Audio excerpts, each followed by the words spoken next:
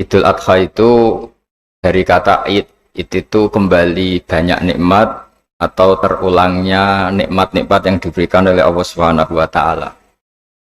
Kemudian Al-Adha ini banyak yang mengatakan terkait dengan ibadah penyembelihan kurban, disebut Idul Adha atau Idul Kurban.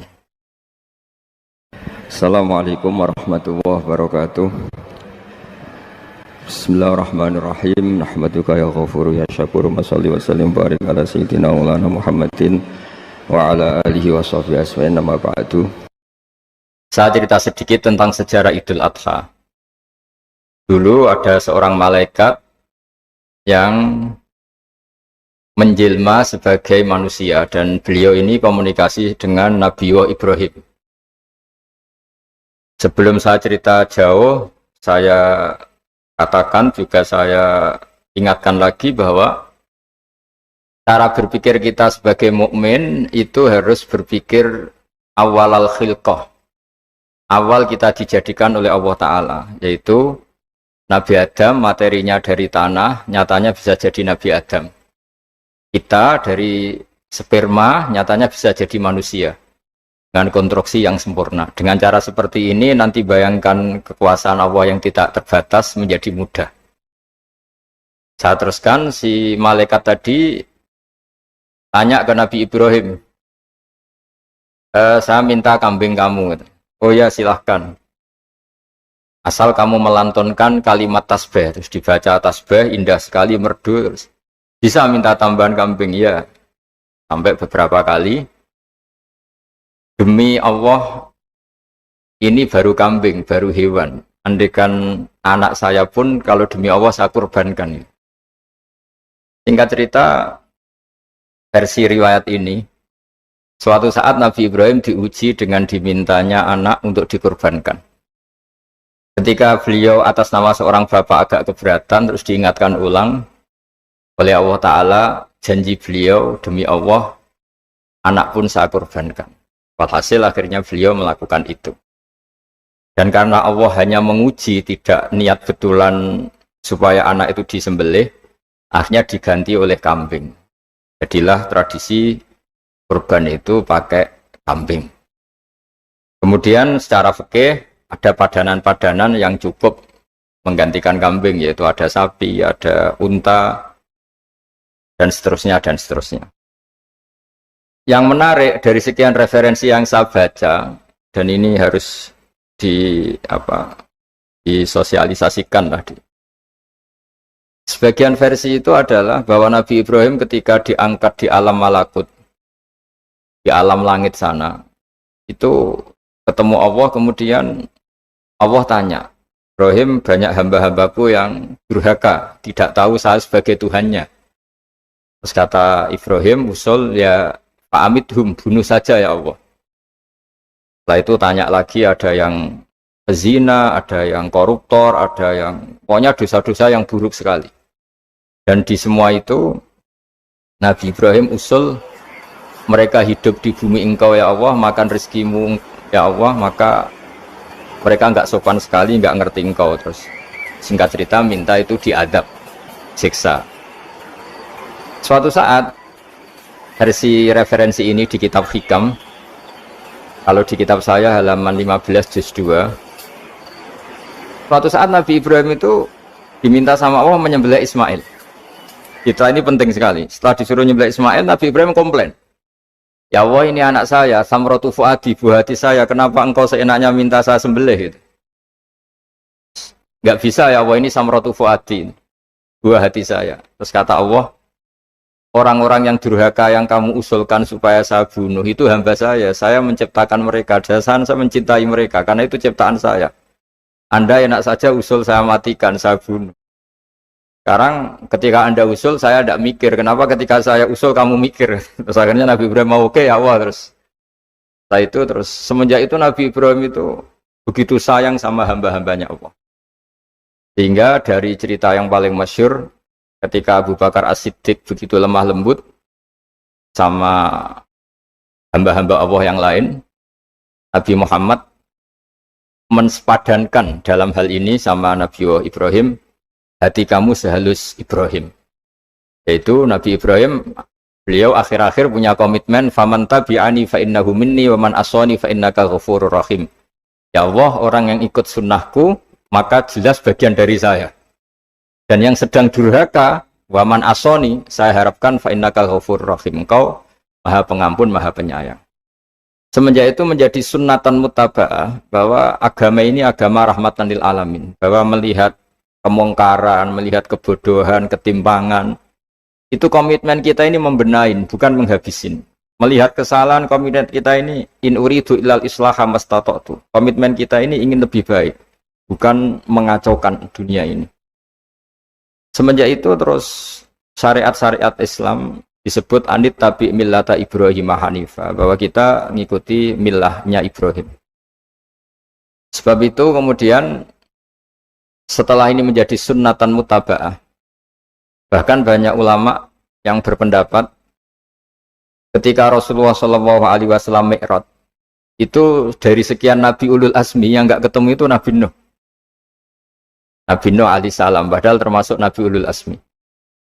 Itu banyak yang menganalisis karena Nabi Nuh itu pernah berdoa, Rabbi la tadhar alal ardi minal kafirina dayaro. Nabi Nuh adalah Nabi yang pernah cara Jawa masuk no kaumnya, mendoakan buruk sama kaumnya, dan itu tidak manhaj, tidak metode yang Nabi Muhammad disuruh ikut metode itu, tapi Nabi disuruh ikut manhaj atau pola sosiologi, pola dakwah atau pola sosial yang harus mengikuti Nabi Ibrahim, anit tabi millata Ibrahim Hanifah. Nabi Ibrahim itu orang yang sangat lemah lembut, yang ngendikan faman tabi'ani fa innahu minni wa man asani fa innaka ghafurur rahim.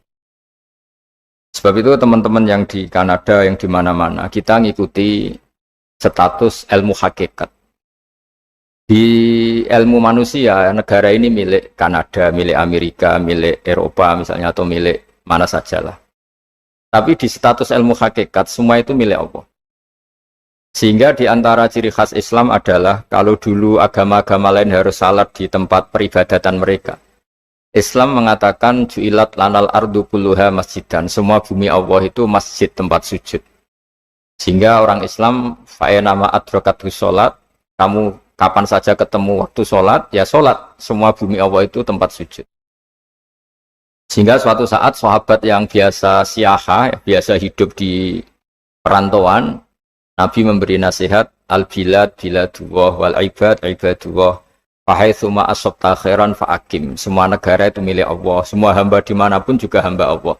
Kamu di mana saja mendapatkan kebaikan, ya silahkan berdomisili di situ. Saya pernah di Korea, itu asik karena itu yang orang-orang katanya teman-teman, saya ini di rumah itu nggak kiai, Gus. Sering di sawah, sering di Tegal. Gara-gara di Korea jadi mufti gitu. Karena nggak ada kiainya gitu. Jadi orang-orang yang nggak jadi kiai di Jawa, mungkin kalau di luar Jawa atau di luar Indonesia malah jadi kiai gitu. Artinya gini, pentingnya jadi kiai bukan menjadi gagah, itu enggak, tapi begini. Dulu bawaannya rakyat itu kan kalau ke masjid komplain, ada masjid bocor, kayak ada keran yang kurang baik. Tapi kalau sudah jadi kiai itu tahu rasanya. Betapa nata masjid itu susah, ngelola masjid itu susah, nyari imam itu juga susah, melanggengkan jamaah juga susah. Jadi pentingnya jadi kiai itu bukan gagah-gagahan jadi imam, tapi bertanggung jawab atas proses yang berjalan. Jika dulu di antara nasihat bapak saya, bapak itu termasuk orang yang nggak suka sama orang tawadhu, orang yang sopan. Dulu saya juga iskal itu janggal. Kata bapak, wong tawadhu itu apik, orang sopan itu baik. Tapi biasanya itu cara orang menghindari tanggung jawab. Disuruh jadi kiai nggak mau, tapi kalau ada kiai salah komplain itu. Disuruh jadi menteri nggak mau, kalau ada menteri salah komplain itu. Disuruh jadi apa nggak mau, kesannya tawadhu, tapi sebenarnya hanya menghindari tanggung jawab. Disuruh pidato nggak mau, disuruh jadi MC nggak mau, tapi kalau ada orang salah komplain itu. Jika kata bapak tawadhu itu baik, asal tawadhu betul itu. Tapi kebanyakan nggak, tawadhu itu menghindari tanggung jawab sambil cari salahnya orang lain. Nah ini yang tawadhu yang akhirnya kurang baik. Nah teruskan, jadi Nabi Ibrahim ini panutan yang luar biasa. Beliau adalah orang yang alami sekian proses sosial yang akhirnya diakui sebagai Khalilur Rahman, orang yang sangat dicintai Allah Ta'ala. Di antara sebab dicintainya Nabi Ibrahim adalah seperti yang dialami Nabi Adam. Nabi Adam ketika turun di bumi, itu keresahan pertama itu bukan karena kurang makanan atau kurang minuman, itu enggak. Beliau turun di bumi mendapati bangsa yang lain, kalau dalam kitab disebut Banul Jan. Itu dia janggalnya, Masya Allah. Ini orang makhluk-makhluk ini kok tidak kenal sama Allah yang menciptakannya.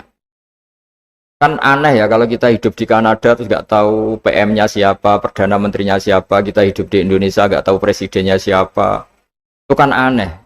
Kita hidup di kampung nggak ngerti lurahnya siapa aja aneh. Ini hidup di buminya Allah kok nggak tahu Allah itu siapa. Nggak pernah menyebut Allah. Padahal harusnya yang paling dikenal pertama itu ya zat yang menciptakan kita, menciptakan langit bumi dan sebagainya. Sehingga beliau itu gerutu itu komplain. Ya Allah, ini enggak fair dunia ini, engkau yang menciptakan, engkau yang memberi rezeki, kemudian mereka tidak kenal engkau. Ini kata Nabi Adam alaihissalam. Barokahnya komplain itu, jadi komplain itu yang diridhoi Allah juga banyak. Akhirnya Allah meridhoi Nabi Adam, dosa-dosanya, salahnya itu diampuni. Ya ukuran seorang Nabi, beliau dianggap salah itu diampuni, karena keresahan beliau itu takut Allah enggak dikenal. Nah, masjid yang di Kanada, di Montreal juga ketakutan kita ini jangan sampai orang Islam tidak punya tempat ibadah. Meskipun setelah punya tempat ibadah, ketakutan kita jangan-jangan ibadahnya tidak sesuai sunnah Rasul. Setelah sesuai sunnah Rasul kita takut lagi, jangan-jangan memaksa sesuai tapi karena ingin benar. Dan setelah ingin benar, takutnya secara tasawuf ngimani kebenaran itu. Bukan ngimani rahmatnya Allah tapi ngimani kebenaran itu. Akhirnya jadi ujub. Ujub itu bangga amal diterima karena kebaikannya, bukan karena fadlnya Allah, karena anugerah. Nah, ketakutan-ketakutan ini khas orang soleh. Orang soleh itu kalau nggak sholat takut. Setelah sholat takut nggak sesuai syarat rukun. Setelah sesuai semua takut iktimat alal amal. Membanggakan kebenaran. Tapi bukan membanggakan luasnya rahmatnya Allah Ta'ala. Sehingga di luar ilmu fikih ada ilmu namanya ilmu tasawuf. Ilmu yang mengelola hati.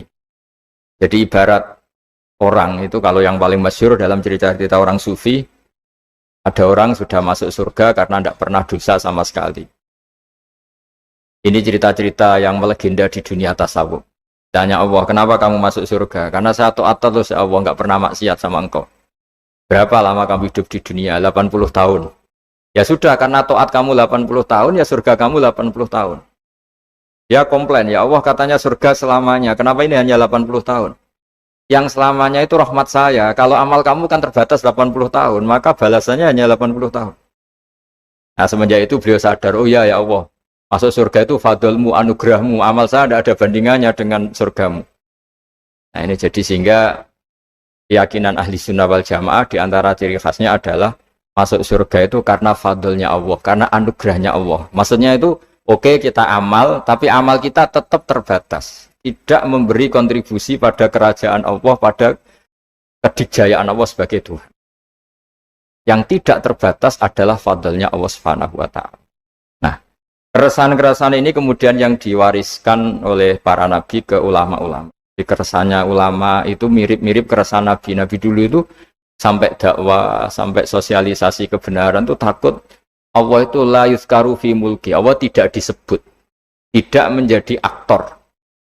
Kan tidak fair kita misalnya nempat di negara orang terus nggak tahu duta besarnya siapa, terus kalau ngurus paspor di mana, ngurus visa di mana. Ini sama, kita hambanya Allah tapi nggak pernah ngurus status kehambaannya. Harusnya kita ngurus status kehambaan kita dengan sholat, berarti kehambaan kita hidup. Dan baca tasbih berarti kehambaan kita hidup. Makanya dalam sebuah ayat disebutkan masuk surga itu gampang, yang susah itu kamu masuk status kehambaan itu. Makanya disebut ya aja Tuhan nafsul mutmainnah irji'i ila rabbiki radiyatan mardiyah. Pertama apa? Fadkhuli fi ibadi. Kamu harus masuk status sebagai hambaku dulu. Baru wadkhuli jannati, baru kamu baru masuk surga. Jadi orang boleh nikmati fasilitas negara lain kalau visa paspornya disahkan. Orang boleh masuk surga kalau status kehambaannya disahkan oleh Allah Subhanahu wa Ta'ala. Nah, lalu status kehambaan itu dimulai dari mana? Secara fisik kita sujud. Anggota tubuh yang begitu terhormat, namanya kepala, kita tundukkan kepada Allah Ta'ala. Hati kita, akal kita yang ingin menguasai dunia misalnya, ambisi itu kita kalahkan untuk hanya tunduk kepada aturan-aturan Allah Subhanahu wa Ta'ala. kekhawatiran kita akan menghadapi alam akhirat. Nah, ini yang penting. Nanti setelah kita mati kayak apa, jadi debu, jadi tanah, lalu bangkit kita gimana? Sebagaimana mukadimah saya, ingatlah annas atil ula. Ingatlah penciptaan pertama, bahwa Allah punya reputasi menciptakan Nabi Adam dari tanah, dan di tubuh Nabi Adam itu tersimpan calon generasi berikutnya ila yaumil qiyamah. Kayak apa susahnya bikin Nabi Adam kalau andikan kita boleh berpikir. Bikin satu master manusia yang akan melahirkan manusia seluruh dunia. Ibaratnya chipnya itu sudah ada di punggung Nabi Adam. Dan itu materinya dari tanah. Dengan berpikir gitu, maka ketika kita meninggal, sudah jadi tanah, kembali lagi jadi manusia adalah hal yang mudah. Karena Allah punya reputasi menciptakan manusia super, yaitu Nabi Adam dari tanah. Jika setiap kali kita iskal janggal terhadap kekuasaan Allah, kata Allah Ta'ala, Qul yuhihal ladzi ansha'aha awwala marrah. Kalau kamu janggal terhadap kemampuan saya, kemampuan kami menghidupkan tulang belulang yang sudah rapuh, sudah hancur, maka ingatlah reputasi saya, kata Allah, reputasi kami menciptakan Adam dari tanah. Ya, para nabi itu, ini semoga teman-teman yang di Kanaja masih ingat betul iman yang dilatih para guru kita di Jawa, di Indonesia. Para nabi itu saking imannya sama Allah, itu tidak ada, sampai kasarnya itu nggak tahu bedanya antara hal itu masuk akal maupun tidak. Saya beri contoh begini, kalau dalam ilmu tauhid, dan ini harus kita latih terus sampai ketemu Allah Ta'ala. Ketika telur jadi ayam, itu sebetulnya itu kita juga tidak ikut mampu bikin telur jadi ayam. Tapi berhubung sering terjadi, kita bilang telur jadi ayam itu mungkin. Mungkin itu ya mungkin sering terjadi. Padahal sering terjadi ini juga tidak yang jenis kita ikut berkontribusi. Lalu ketika sering terjadi ini kita bilang itu mungkin. Padahal saat kita bilang mungkin, juga hakikatnya kita tidak ikut menciptakan telur menjadi ayam. Lalu karena seringnya telur jadi ayam, kita bilang telur jadi ayam itu mungkin. Mungkin itu gak muhal. Begitu juga bebijian, nanti jadi pohon besar yang rindang, yang berbuah, kita katakan mungkin. Kenapa kita katakan mungkin? Karena itu sering terjadi. Toh kita pun tidak ikut menciptakan biji jadi pohon besar, telur jadi ayam. Artinya apa? Zaman sesuatu itu sering terjadi, kita pun sebetulnya tidak pernah ikut menciptakan. Hanya menyaksikan sering, terus kita bilang itu mungkin. Tapi kita tidak memberi kontribusi sama sekali. Semua itu karena kudrohnya Allah, kemampuan Allah. Lalu ketika ada orang yang bilang, batu ini bisa melahirkan onta. Kita bilang muhal, batu itu tidak mungkin melahirkan unta. Tapi kalau seorang nabi itu nggak tahu bedanya antara batu melahirkan unta dengan indukan unta melahirkan unta. Karena nabi-nabi itu makomnya sudah sangat tinggi. Ketika unta induk melahirkan unta juga tidak atas kemampuan unta induk. Unta induk tidak punya kemampuan menciptakan unta. Juga karena kudrohnya Allah Ta'ala. Sehingga kalau batu mengeluarkan unta juga mungkin kalau Allah menghendaki. Hingga ketika Nabi Soleh diminta kaumnya, apa bukti engkau Nabi? Tunjukkan ayat kalau engkau Nabi. Yang kamu minta apa? Seekor unta keluar dari batu besar ini. Nabi Soleh dengan entengnya berdoa sama Allah dan keluarlah unta keluar dari batu. Nah itu makom yang paling tinggi. Makom paling tinggi itu kita mendudukkan Allah sebagai zat yang tidak terbatas kudrohnya.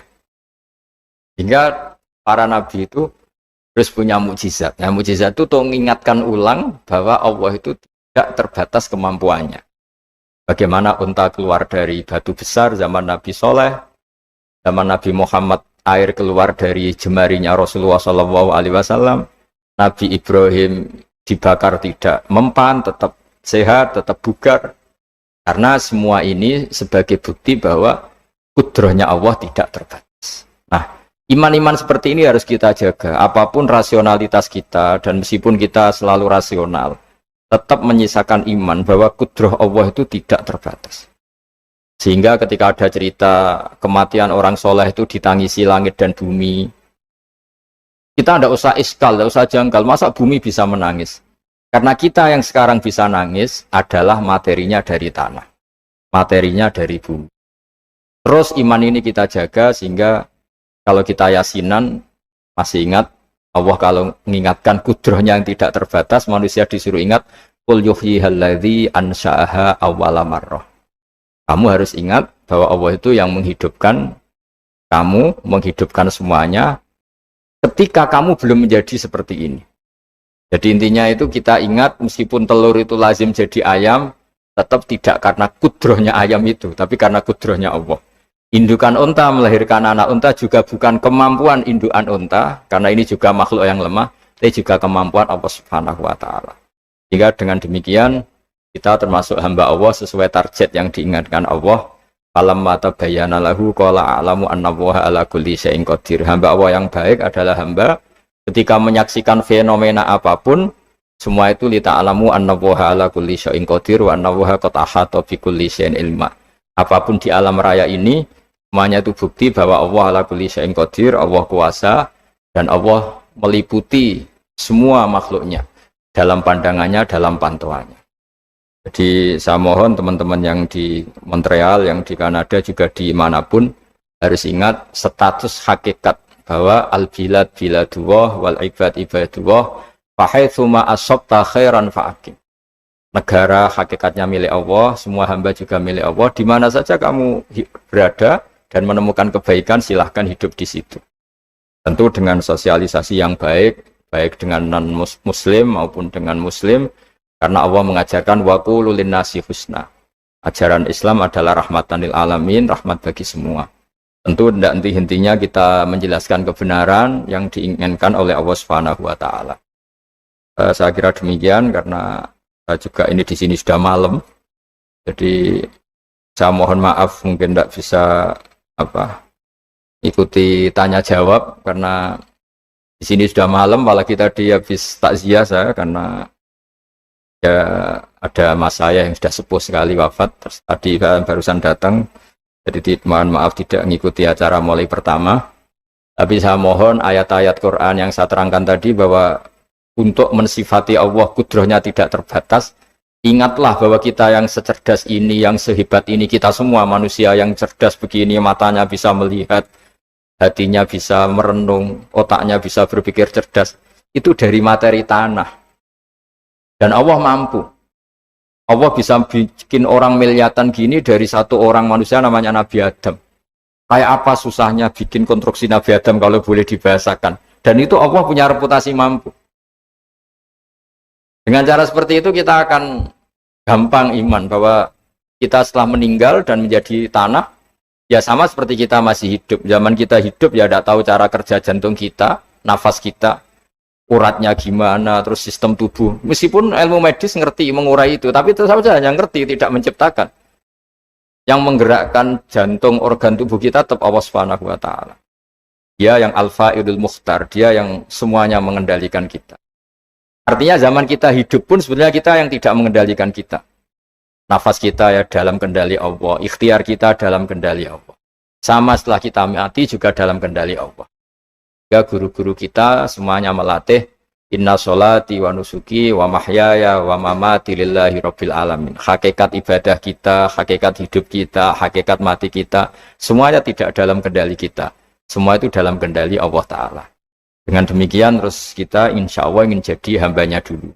Baru setelah jadi hambanya, baru sah menjadi ahli penghuni surganya. Wadkhuli fi ibadi, baru wadkhuli jannati. Masuklah berstatus sebagai hambaku, baru engkau, kalian semua layak menjadi penghuni surga.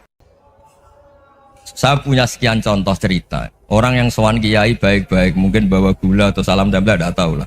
Tidak mesti jadi wali. Tapi Kalijogo yang kenal Sunan Bonang, itu kenalnya itu karena ingin begal. malah jadi wali. Tapi tidak usah dicoba. Umar itu nyari Nabi itu mau dibunuh,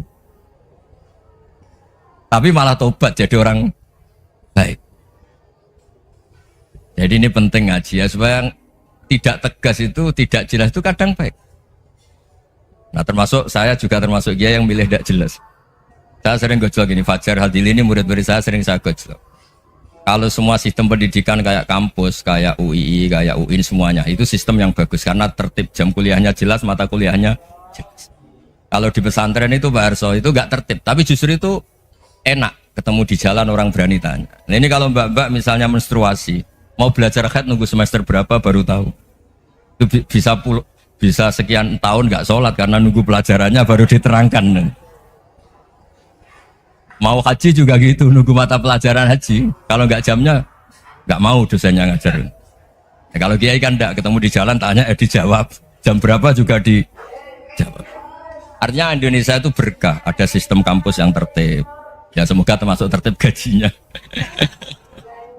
Tapi tertib gajinya itu juga sebenarnya rugi. Saya sering ada pegawai negeri Gus, tolong doain saja di PNS enak jadi.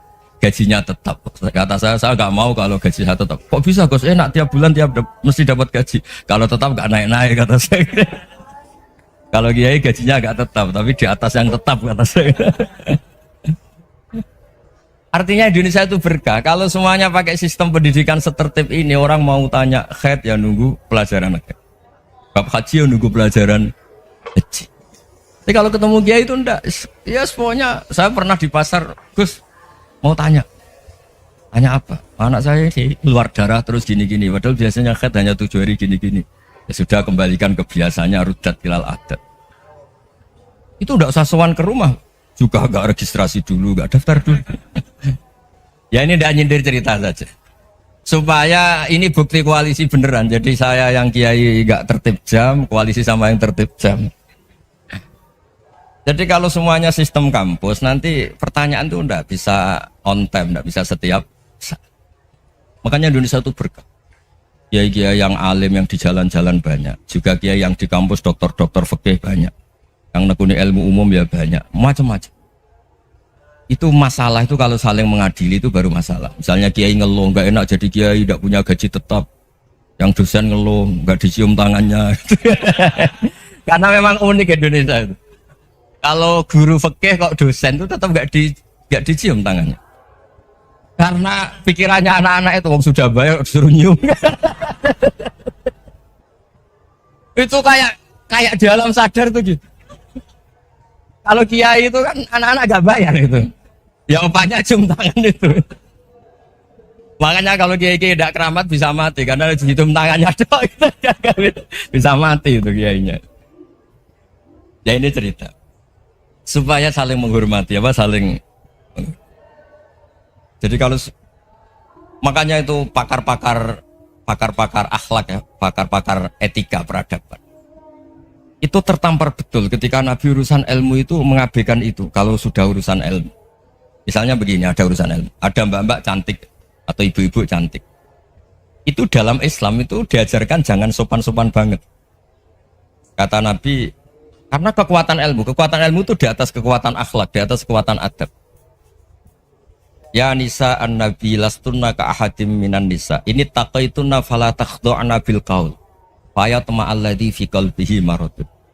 Misalnya ada mbak-mbak cantik, menarik. Kemudian sopan misalnya sama Pak Fajarin sama dosen-dosen. Monggo binara. Wah itu bahaya pikirannya kemana-mana ya.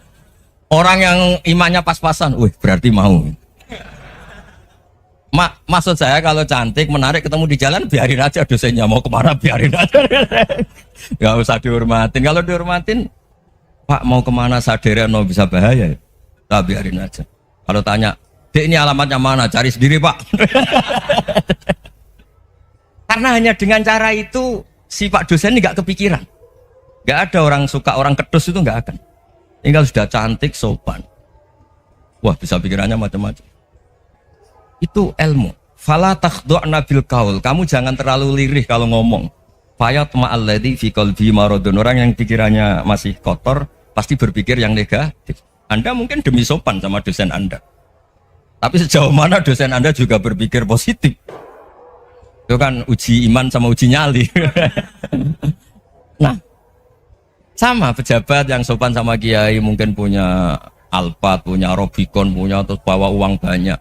Terus sama kiai cium tangan hormat. Jangan-jangan kiainya yang pikirannya macam-macam. Ini berarti bisa jadi muhibbin potensial misalnya.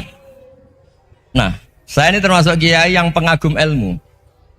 Sehingga saya sama orang yang medit, yang kikir sama saya itu saya senangnya bukan main. Kenapa? Karena kalau orang medit itu gak berhak nuntut. Tapi kalau orang lomo 1 juta minta surga, 2 2 juta ya minta apa? Surga. Gus, salam tempel 200.000 aja kadang minta surga. Tapi kalau yang kikir-kikir ya sudah salaman tok sudah, nggak minta apa-apa kan dia tahu diri, nggak bayar kok minta. Maksud saya Islam itu luas, dinikmati saja, Pak. Dinikmati saja. Nah itu diroya, maksudnya itu diroya. Diroya itu kamu tahu aturan Islam itu kamu harus yakin khairihi wa syarrihi minallah. Semua itu ujian, tapi kemudian dikaji. Makanya saya ini termasuk pengagum Imam Syafi'i. Imam Syafi'i itu dikasih tahu. Ada orang yang di depan engkau cium tangan hormat tuh di luar ngomong-ngomong, ngata-ngatain Anda. Imam Syafi'i tertawa-tawa sowan bang. Loh, ada ini dikata-katain di luar kok. Kok tidak kamu anggap munafik malah tertawa. Berarti saya wibawa, di depan saya nggak berani. Dianggap enteng saja. Dibilangin, sebagian orang kampung sini nggak suka sama engkau. Baguslah, tidak akan pinjam uang sama saya. Di mana-mana orang pinjam minta tolong itu karena seneng. Kalau benci kan enggak. Intinya dianggap enteng saja. Yang terjadi di dunia itu semuanya dianggap enteng saja. Man asa ilaika faqat atlakoka. Yang berburuk sama kamu itu membebaskan kamu. Coba kalau akrab, titip. Ya misalnya akrab sama Pak Fajar, bilangkan ke Pak Rektor, sangkat tuh jadi guru tetap atau apa, kan ribet. Kalau tidak cocok kan nggak minta apa-apa. Makanya hati-hati Pak Rektor sama yang akrab-akrab itu. Itu dulu saya juga nggak paham. Di antara wasiat Bapak yang sering diulang-ulang tuh itu. Suatu saat kamu jadi kiai, ngelola orang nggak seneng tuh gampang. Sudah, situ orang lain. Tapi kalau ngelola orang orang seneng tuh repot. Mintanya aneh-aneh. 100.000 aja minta surga. Hanya teman tenis saja minta naik jabatan. Intinya itu ya sudahlah dikelola.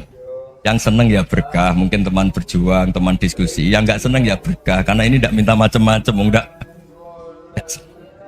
Nah itu namanya diroya. Diroya itu satu kajian keilmuan yang menjadikan kita ini nyaman dengan riwayat-riwayat, panduan-panduan dari Rasulullah Shallallahu Alaihi Wasallam kayak tadi. Kenapa sih tentang baik sama tetangga, baik sama tamu? Hitung-hitungannya itu mangkana yu'minu billahi wal yaumil. Saya pernah dicium sama orang miskin yang akut miskin betul. Itu tak ajarin Anda ini lebih hebat ketimbang orang-orang kaya. Misalnya gini. Misalnya ada komunitas rektor atau kiai besar. Saya ini kata orang banyak termasuk kiai besar. Mungkin kalau pinjam uang itu karena mau beli mobil, aksesoris mobil, karena kita kiai tok atau rektor atau orang-orang tok. Kalau sesama orang miskin itu pinjem-pinjemannya itu urusan beras, itu urusan nyawa. Tren mana? Menyelamatkan nyawa sama aksesoris mobil. Nyawa. Jadi pahala kamu pasti lebih besar itu. Itu senengnya jadi orang miskin terus keterusan sampai sekarang. Oh itu, lo coba kalau menteri sama menteri, rektor sama rektor, kira-kira pinjamannya apa Pak Arso? Kan kalau mau beli mobil atau mau umroh VIP, pokoknya yang keren-keren. Kalau orang miskin pinjam karena apa? Makan kan, beras kan. Makanya kalau yang sedang miskin monggo lah, kalau ingin teruskan. Maksud saya Islam tuh seenak itu, Islam tuh segampang itu.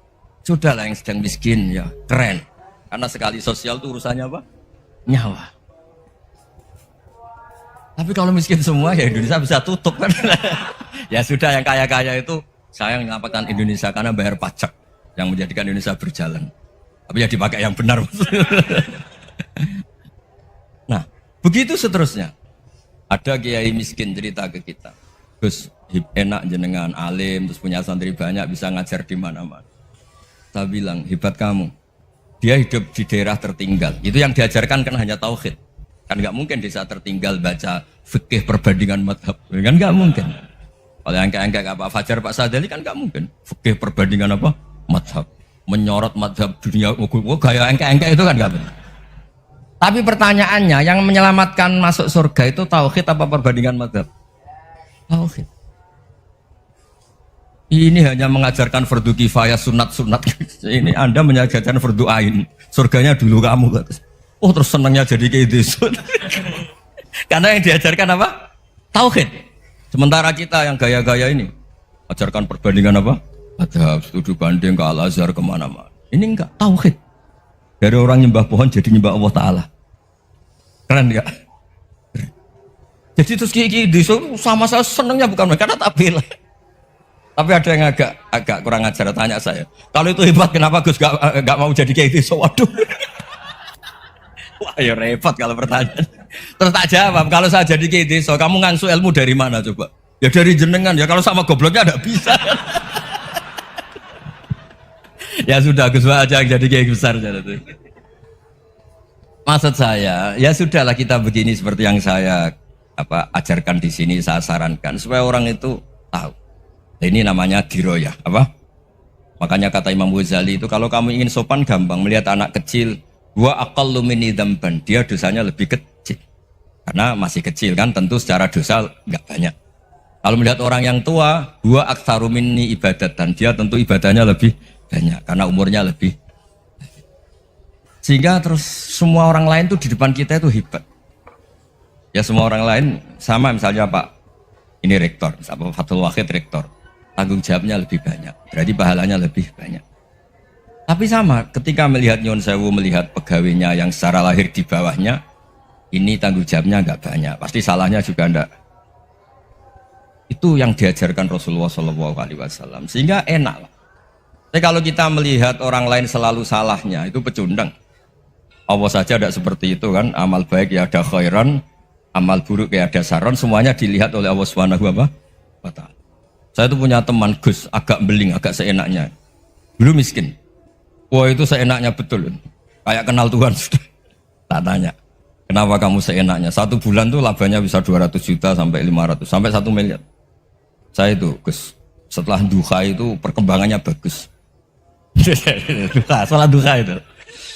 Saya pernah miskin, kan kata ingkana rizki fisama, wa ingkana qalilan, ya kalau fisama fa'anzilhu, terus wa ingkana qalilan fakasirhu, kalau sedikit perbanyak. Ini trennya sudah benar semua. Nah, wa ingkana ya haroman fatahirhu, kalau haram yang kau sucikan. Makanya saya seenaknya, kalau qalilan sudah fakasirhu, paling trennya yang enggak benar juga fatahirhu, kata Mas. Dia yakin kalau yang enggak benar-benar sudah disucikan Allah, karena yang lain-lain sudah dari miskin sudah kaya, qalilan sudah fakasiru, paling yang haroman juga sudah fatahiru gitu. Tak tanya, lah kamu kok tahu? Polanya sudah ada Gus, karena sang qalilan. Kamu sembrono sama Tuhan kok begitu kan? Tapi apapun itu seneng saya. Seneng saya sering salah teh, makanya saya mohon yang sekarang miskin, sedang miskin itu ya ndak usah nyesal banget-banget. Kalau ingin kaya monggo lah, namanya orang juga ingin. Ya, tapi Anda harus bangga. Sosial antar kalian adalah urusan nyawa dan itu pahalanya luar biasa. Supaya kita, nah yang kaya-kaya juga boleh GR lah karena pembayar pajak. Dan itu bisa menyelamatkan Indonesia Raya. Begitu seterusnya. Itu yang diajarkan Nabi, antawadhu hatta la yabghiya ahadun ala ahadin. Kamu semua harus tawadhu sehingga antar kalian tidak saling tidak sopan, tidak saling liar, tidak saling mendolimi. Termasuk tadi sikap gak jelas tadi. Orang dolim yang sekarang dolim bisa saja tobat, yang sekarang soleh bisa saja nanti. Semuanya tuh mungkin. Kita diajari ya muqallibal qulub tsabbit qalbi ala dini. Jadi keliru kalau kita dalam banyak harus tegas, gak mesti. Al halalu bayyinun wal haramu bayyinun. Tapi ada wa bainahuma umurun mustabihat. Ada yang wilayahnya itu abu-abu.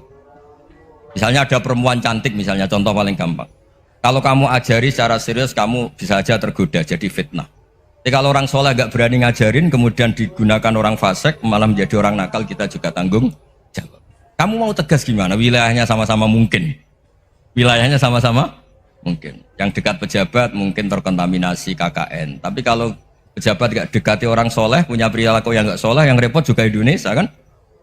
Nah hal-hal seperti itu kita tidak perlu ngambil sikap. Maksudnya nggak usah ngambil sikap, ya kita buktikan kalau milih satu madhab, kita buktikan semuanya lebih baik, semuanya lebih bermanfaat, semuanya lebih berperadaban. Karena nggak bisa dihindari wa bainahumain. Termasuk nyuwun sewu, saya mohon maaf sama mulai Pak Harso, Pak Lutfi sampai Pak Fathul Wahid. Saya ini termasuk kiai yang nggak suka dekat sama orang-orang top. Bukan karena hasud. Memang konstitusi kiai harus gitu, la tamuddanna ainaika. Kenal orang lebih tinggi itu kan resiko. Misalnya saya kiai desa, mungkin punya keri tua sudah seneng, punya kijang tua sudah seneng. Gara-gara kenal Pak Wahid naik Kempri, waduh kok saya kalah itu. Kenal orang itu kan resiko. Mungkin dosen-dosen sini kalau kenal saya di Rembang juga resiko. Di sini nggak ada cium tangan, melihat saya di sana, wah nggak enak jadi dosen. Jadi memang harus dibatasin. Sekiranya mungkin orang karena latamud dan nanawa ainaika ilham, kamu jangan sering melihat orang lain yang mungkin secara lahir dapat nikmat yang lebih tinggi timbang Anda. Kalau kamu nggak bisa ngelola hati Anda bisa hasut, Anda bisa dengki. Paling tidak Anda bisa ada syukur. Saya itu sering didolani pejabat, juga sering melihat pejabat di TV-TV. Naik mobil aja ada yang naikkan. Bahkan kalau wudhu itu anduk aja ada yang bawa. Itu kalau yang nggak kuat, wih naik jadi pejabat. Ya makanya terus konstitusi Kiai itu mengatur, sudahlah mata kamu itu kamu batasin. Jangan melihat sesuatu yang potensi ya, potensi menjadikan Anda tidak apa syukur. Jadi saya mohon, ini memang konstitusi saya sebagai Kiai, jadi saya tapi di hati saya tetap akrab. Saya doakan semua untuk UI, untuk semua orang Indonesia kita doakan. Kita ingin semuanya tambah baik, tambah baik. Hingga di beberapa riwayat dijelaskan ada orang yang 500 tahun ibadah, nggak pernah maksiat. Ditanya sama Allah, kamu masuk surga karena apa? Karena ibadah saya ya Allah. Ya sudah, surga kamu 500 tahun saja, karena ibadah kamu 500 tahun. Ini cerita umur-umur orang dulu. Ya Allah, katanya surga engkau ini selamanya. Ya kalau yang selamanya itu rahmatku, kalau amal kamu terbatas ya surganya sesuai amal kamu ya terbatas. Ya sudah ya Allah, berarti masuk saya surga saya ini karena fadl engkau, karena anugerah engkau. Itu namanya apa? Diroyah. Diroyah itu satu kajian analisis di mana kita percaya riwayat, tapi kemudian punya logika, punya diroyah. Ini penting supaya tauhid, ya tauhid kita ini kuat.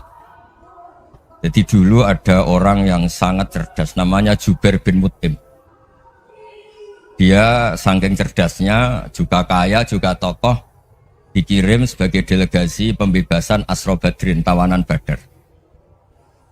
Kemudian pas datang ke Masjid Nabawi, Nabi delalah pas baca Wattur wa kitabim mastur. Sampai pada titik Nabi baca Am khuliqu min ghairi syai'in am humul khaliqun. Apakah penciptaan yang sedemikian canggih itu dimulai tanpa perwujudan, tanpa sesuatu yang real, yang maujud? Orang itu langsung bersimpuh, matur, ya Rasulullah saya Islam. Kada qalbi yatir, hampir hati saya, otak saya, pikiran saya itu terbang. Karena logika yang dibangun ateisme misalnya, kalau alam raya ini dimulai dari nihilisme, berarti logikanya apa? Al-adamu yakhluqu maujudan. Alam raya ini kan maujud. Maujud itu ada. Kalau yang lebih dulu itu ketiadaan, berarti ketiadaan menjadi sebab kewujudan. Kalau dalam bahasa Arab itu al-adamu yakhluqu maujudan. Sesuatu yang harusnya nggak jadi faktor karena ketiadaan menjadi faktor sesuatu yang nyata. Itu kan nggak masuk akal. Ya, kalau alam raya ini ada al-adam sing yasbiku maujudan, berarti alam raya ini al-adamu yakhluqu maujudan, suatu yang tidak ada menciptakan yang ada. Dengan logika itu terus kita ngaji, diajari sama guru-guru kita, sifat dasar Allah itu maujud. Wallahu maujudun qadimun. Terus masuk. Yang harus distatuskan pertama dari Allah itu apa? Maujud, wujud. Karena dengan wujud ini layak menjadi penyebab adanya alam raya ini. Sehingga ketika kita menolak faham nihilisme atau ateisme, faham tanpa Tuhan, tanpa pencipta awal, kita punya diroyah. Bahwa tidak mungkin ketiadaan ini menjadi sebab perwujudan alam raya. Yaitu am khuliqu min ghairi syai'in. Masa alam raya ini diciptakan tanpa sebab yang nyata, yaitu wajibil wujud. Siapa itu? Allah Subhanahu wa ta'ala. Begitu juga menyangkut sholawat. Orang boleh beda pendapat tentang redaksi sholawat. Ada yang sholli ala Muhammad, ala Sayyidina Muhammad, Nabi Muhammad. Monggo lah, masalah redaksi saja. Tapi setelah dianalisis, Nabi itu Pak Rektor jadi Nabi setelah Nabi Isa saking dihormatinya sampai dituhankan. Juga jadi Nabi yang ada cerita masih hangat, orang Yahudi itu bunuh Nabi. Jadi yang satu mendudukkan Nabi sedemikian tinggi sampai kayak Tuhan, yang satu menjatuhkan Nabi sedemikian rendah sampai dibunuh. Kayak apa susahnya jadi Nabi Muhammad SAW. Kemudian dengan gampang Hadaddin agama ini bikin syariat yang bernama sholawat. Redaksinya monggo lah sesuai tradisi masing-masing. Allahumma sholli ala Muhammad, Allahumma sholli ala Sayyidina Muhammad, ala Nabiyina Muhammad, monggo lah.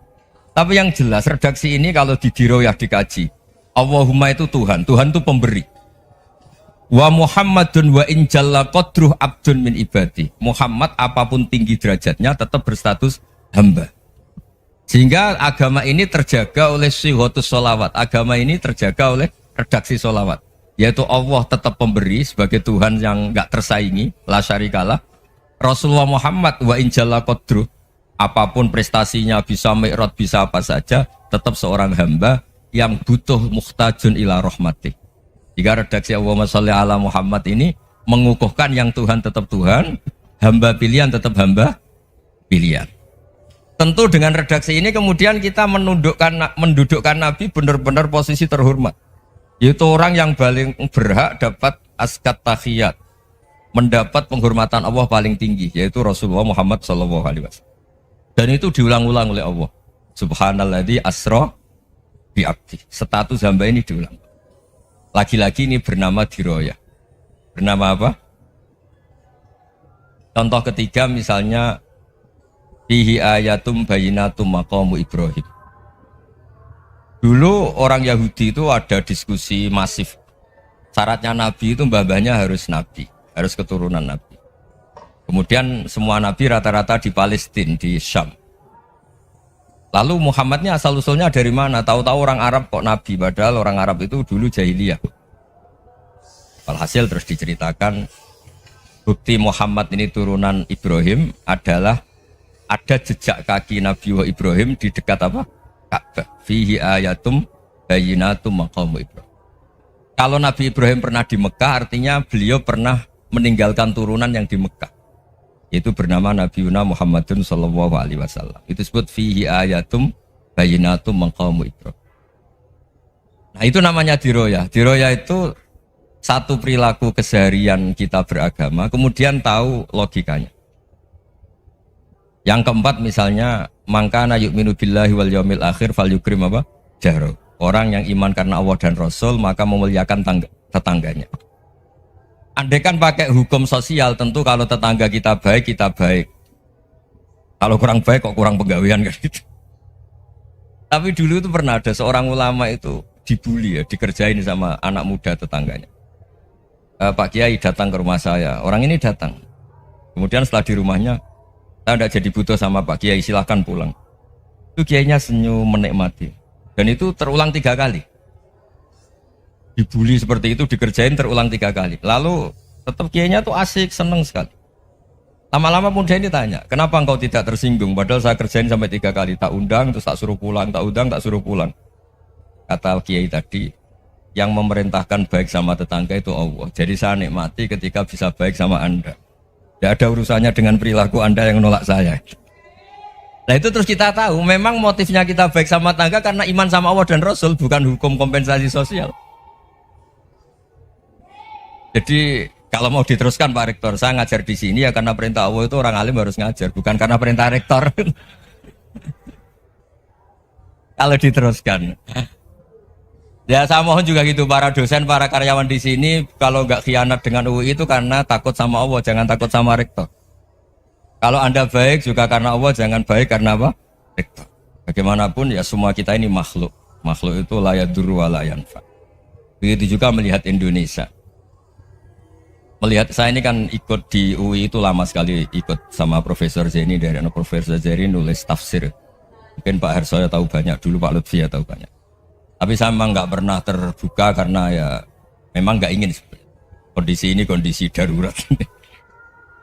Sehingga saya tahu cara berpikir Profesor Zeni, ya tahu komitmen beliau pada UI, dan pendiri UI memang ya banyak yang dari tokoh NU, Muhammadiyah, dari tokoh-tokoh ormas yang lain memang didirikan banyak orang. Hingga UI memang nggak milik ormas apa tertentu. Dari satu sisi memang baik, nggak dikuasai ormas tertentu, tapi nanti kalau keterusan ya nggak berbentuk. Ya sudahlah, dikelola saja, sambil jelas, sambil kadang nggak jelas, yang penting ikhlas tadi. Karena kalau terlalu asobia itu jadi repot. Kita ini yang nekuni fikih itu tahu, kalau tidak kuno itu mazhabnya Hanafi, kuno itu mazhabnya Syafi'i. Tahu-tahu seakan-akan Imam Syafi'i itu NU, Imam Abu Hanifah itu Muhammadiyah. Padahal ini orang-orang yang sebelum NU dan apa? Muhammadiyah. Jadi kalau kita yang nekuni ilmu itu biasa saja dengan perbedaan. Tapi kalau orang-orang yang nggak siap dengan perbedaan itu sampai Allah disifati Ta'ala itu tidak terima. Padahal Ta'ala itu maknanya Maha Luhur, yang Maha Agung. Jadi ada seorang kiai kebetulan pidato pertama Pak Rektor. Assalamualaikum warahmatullahi ta'ala wabarakatuh.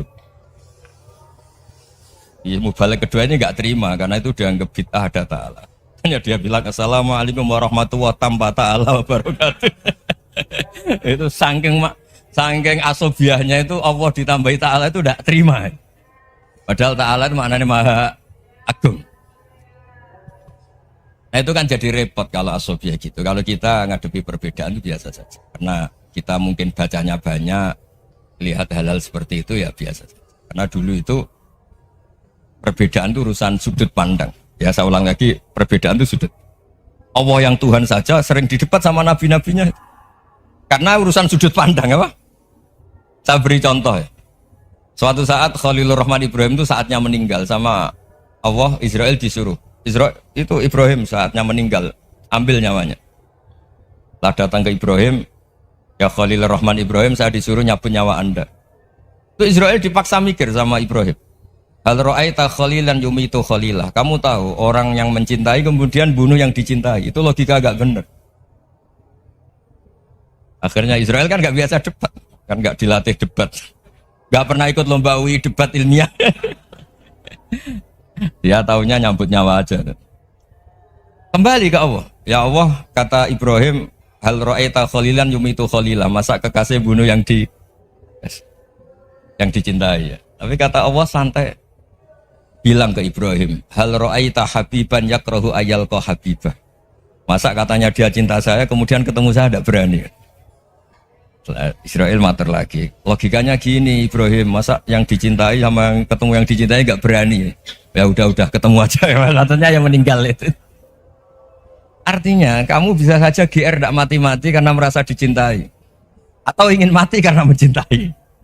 Nah maksud saya dalam hal-hal seperti ini orang UI pasti gak jelas. Katanya cinta Allah suruh mati ya nggak mau. Gak jelas kan? Dibilang gak cinta juga gak mau. Tapi dibilang cinta kalau ukurannya mati juga gak. Nah, tapi dalam banyak hal gak jelas itu penting Pak. Penting sekali. Buatan guyon. Saya beri contoh sekian ilmiah, gak jelas itu penting. Rasulullah SAW itu dalam banyak hal itu disuruh Allah, memang disuruh supaya ngambil sikap seperti itu. Karena Allah itu punya otoritas penuh untuk bikin orang itu baik atau tidak baik. Wahsy itu yang membunuh Sayyid Hamzah, orang paling dicintai Nabi, di antara yang dicintai Nabi. Qatalahu Wahsyun, dibunuh oleh Wahsy. Nabi secara basarnya itu gak suka sama Wahsy. Sampai cara lahir ya ingin corong Jawa ingin masuk nol. Tapi apa kata Allah? Laisa laka minal amri syai'un aw yatuba alaihim aw yu'adziba.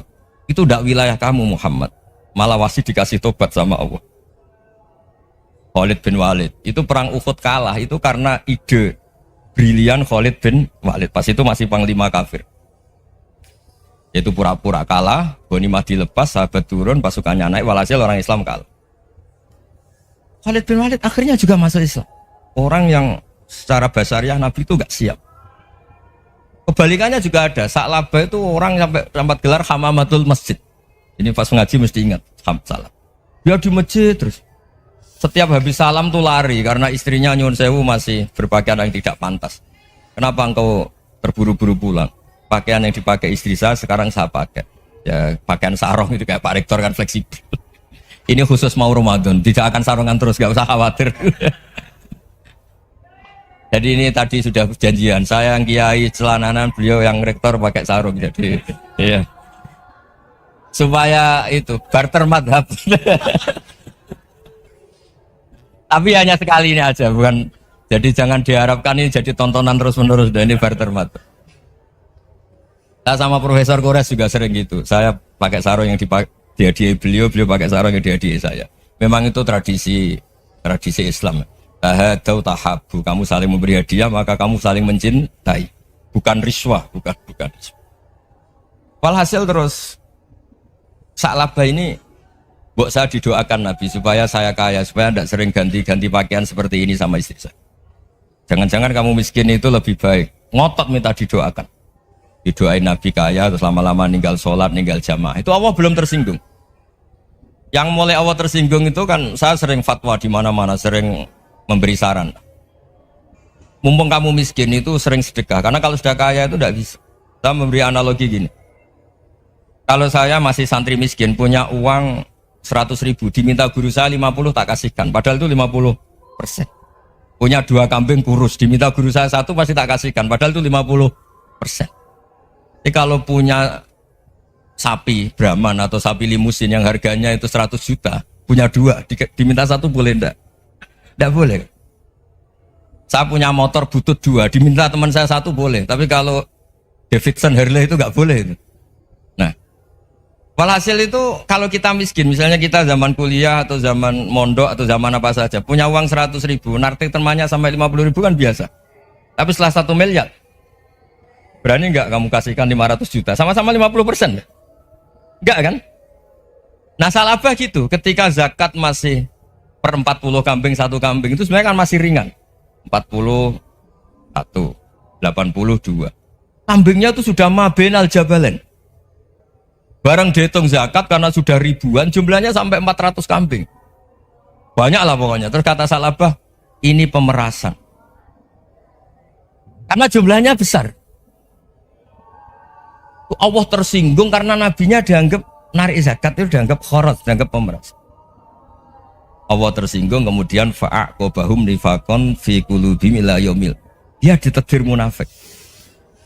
Semenjak itu terus tadi kembali gak jelas tadi. Barkohnya gak jelas itu menjadi orang tuh bijak. Ini sekarang nakal, jangan-jangan nanti jadi orang baik. Yang sekarang baik, jangan-jangan suatu saat jadi tidak baik. Semua orang introspeksi. Gak ada jaminan kalau kita sekarang baik akan baik terus. Gak ada jaminan kalau kita sekarang buruk akan buruk terus. Sehingga terus banyak kiai-kiai bijak itu memang lahirnya gak tegas. Tapi gak tegas itu yang menjadikan bijak. Karena sama-sama mungkin. Itu yang disebut laisa laka minal amri syai'un aw yatuba alaihi wa yu'adzibum. Itu tidak wilayah kamu. Ketika Allah mengomentari orang munafik juga wa yu'adzibal munafiqina insya'a aw yatub. Bisa saja ada yang disiksa, bisa saja ada yang dikasih tobat. Karena pola yang kita analisis itu semuanya menurut kita. Bukan menurut kemaslahatan orang apa. Saya punya sekian contoh cerita. Orang yang sowan kiai baik-baik, mungkin bawa gula atau salam tempel, tidak tahu lah. Itu tidak mesti jadi wali. Tapi Kalijogo yang kenal Sunan Bonang itu kenalnya itu karena ingin begal. malah jadi wali nih. Tapi tidak usah dicoba. Umar itu nyari Nabi itu mau dibunuh. Tapi malah tobat jadi orang baik. Jadi ini penting ngaji ya, supaya tidak tegas itu, tidak jelas itu kadang baik. Nah termasuk saya juga termasuk dia yang milih tidak jelas. Saya sering gojlok gini, Fajar Hadili ini murid-murid saya sering saya gojlok. Kalau semua sistem pendidikan kayak kampus, kayak UII, kayak UIN semuanya, itu sistem yang bagus karena tertib, jam kuliahnya jelas, mata kuliahnya jelas. Kalau di pesantren itu Pak Arso itu gak tertib, tapi justru itu enak ketemu di jalan orang berani tanya. Nah ini kalau mbak-mbak misalnya menstruasi, mau belajar haid nunggu semester berapa baru tahu. Itu bisa sekian tahun gak sholat karena nunggu pelajarannya baru diterangkan. Mau haji juga gitu, nunggu mata pelajaran haji. Kalau nggak jamnya, nggak mau dosennya ngajar. Ya, kalau kiai kan enggak, ketemu di jalan tanya, dijawab. Jam berapa juga dijawab. Artinya Indonesia itu berkah, ada sistem kampus yang tertib. Ya semoga termasuk tertib gajinya. Tapi tertib gajinya itu juga sebenarnya rugi. Saya sering ada pegawai negeri Gus, tolong doain saja di PNS enak jadi. Gajinya tetap. Kata saya nggak mau kalau gaji saya tetap. Kok bisa Gus enak tiap bulan mesti dapat gaji. Kalau tetap nggak naik-naik kata saya. Kalau kiai gajinya nggak tetap, tapi di atas yang tetap kata saya. Artinya Indonesia itu berkah. Kalau semuanya pakai sistem pendidikan setertib ini, orang mau tanya haid ya nunggu pelajaran haid. Bab haji ya nunggu pelajaran haji. Tapi kalau ketemu kiai itu enggak. Ya semuanya saya pernah di pasar Gus mau tanya, Tanya apa? Anak saya sih keluar darah terus gini-gini. Padahal biasanya haid hanya 7 hari gini-gini. Ya sudah, kembalikan ke biasanya, rudat ilal adat. Itu udah usah sowan ke rumah. Juga gak registrasi dulu, gak daftar dulu. Ya ini tidak nyindir cerita saja. Supaya ini bukti koalisi beneran. Jadi saya yang kiai gak tertib jam, koalisi sama yang tertib jam. Jadi kalau semuanya sistem kampus, nanti pertanyaan itu enggak bisa on time, enggak bisa setiap saat. Makanya Indonesia itu berkah. Kiai-kiai yang alim yang di jalan-jalan banyak. Juga kiai yang di kampus dokter-dokter fikih banyak. Yang nekuni ilmu umum ya banyak. Macam-macam. Itu masalah itu kalau saling mengadili itu baru masalah. Misalnya kiai ngeluh, enggak enak jadi kiai, enggak punya gaji tetap. Yang dosen ngeluh, enggak dicium tangannya. Karena memang unik Indonesia itu. Kalau guru fikih kok dosen itu tetap nggak dicium tangannya. Karena pikirannya anak-anak itu wong sudah bayar disuruh nyium. Itu kayak di alam sadar tuh gitu. Kalau kiai itu kan anak-anak nggak bayar itu. Ya opanya cium tangan itu. Makanya kalau kiai-kiai tidak keramat bisa mati karena cium tangannya doang bisa mati itu kiainya. Ya ini cerita. Supaya saling menghormati, saling. Jadi kalau makanya itu pakar-pakar akhlak ya, pakar-pakar etika peradaban. Itu tertampar betul ketika Nabi urusan ilmu itu mengabaikan itu. Kalau sudah urusan ilmu, misalnya begini, ada urusan ilmu, ada mbak-mbak cantik atau ibu-ibu cantik. Itu dalam Islam itu diajarkan jangan sopan-sopan banget. Kata Nabi. Karena kekuatan ilmu itu di atas kekuatan akhlak, di atas kekuatan adab. Ya nisa an-nabi lastunna ka ahadim minan nisa. Ini taqaitunna fala takhdu'na bil qaul. Fa yatma alladhi fi qalbihi maradun. Misalnya ada mbak-mbak cantik, menarik, kemudian sopan misalnya sama Pak Fajarin sama dosen-dosen. Monggo binara. Wah itu bahaya pikirannya kemana-mana itu. Orang yang imannya pas-pasan, wih berarti mau. Maksud saya kalau cantik, menarik, ketemu di jalan, biarin aja dosennya mau kemana, biarin aja. Gak usah dihormatin. Kalau dihormatin, Pak mau kemana sadarian mau bisa bahaya, tak biarin aja. Kalau tanya, Dek ini alamatnya mana? Cari sendiri Pak. Karena hanya dengan cara itu, si Pak dosen ini gak kepikiran. Gak ada orang suka, orang kedus itu gak akan. Tinggal sudah cantik, sopan. Wah bisa pikirannya macam-macam. Itu ilmu. Fala takhdu'na bil qaul. Kamu jangan terlalu lirih kalau ngomong. Fayatma alladzi fi qalbi maradun. Orang yang pikirannya masih kotor pasti berpikir yang negatif. Anda mungkin demi sopan sama dosen Anda. Tapi sejauh mana dosen Anda juga berpikir positif. Itu kan uji iman sama uji nyali. Nah, sama pejabat yang sopan sama kiai mungkin punya Alphard, punya Robicon, punya terus bawa uang banyak. Terus sama kiai cium tangan hormat. Jangan-jangan kiainya yang pikirannya macam-macam. Ini berarti bisa jadi muhibbin potensial misalnya. Nah, saya ini termasuk kiai yang pengagum ilmu. Sehingga saya sama orang yang medit, yang kikir sama saya itu saya senangnya bukan main. Kenapa? Karena kalau orang medit itu gak berhak nuntut. Tapi kalau orang lomo 1 juta minta surga, 2 juta ya minta apa? Surga. Gus salam template 200.000 aja kadang minta surga.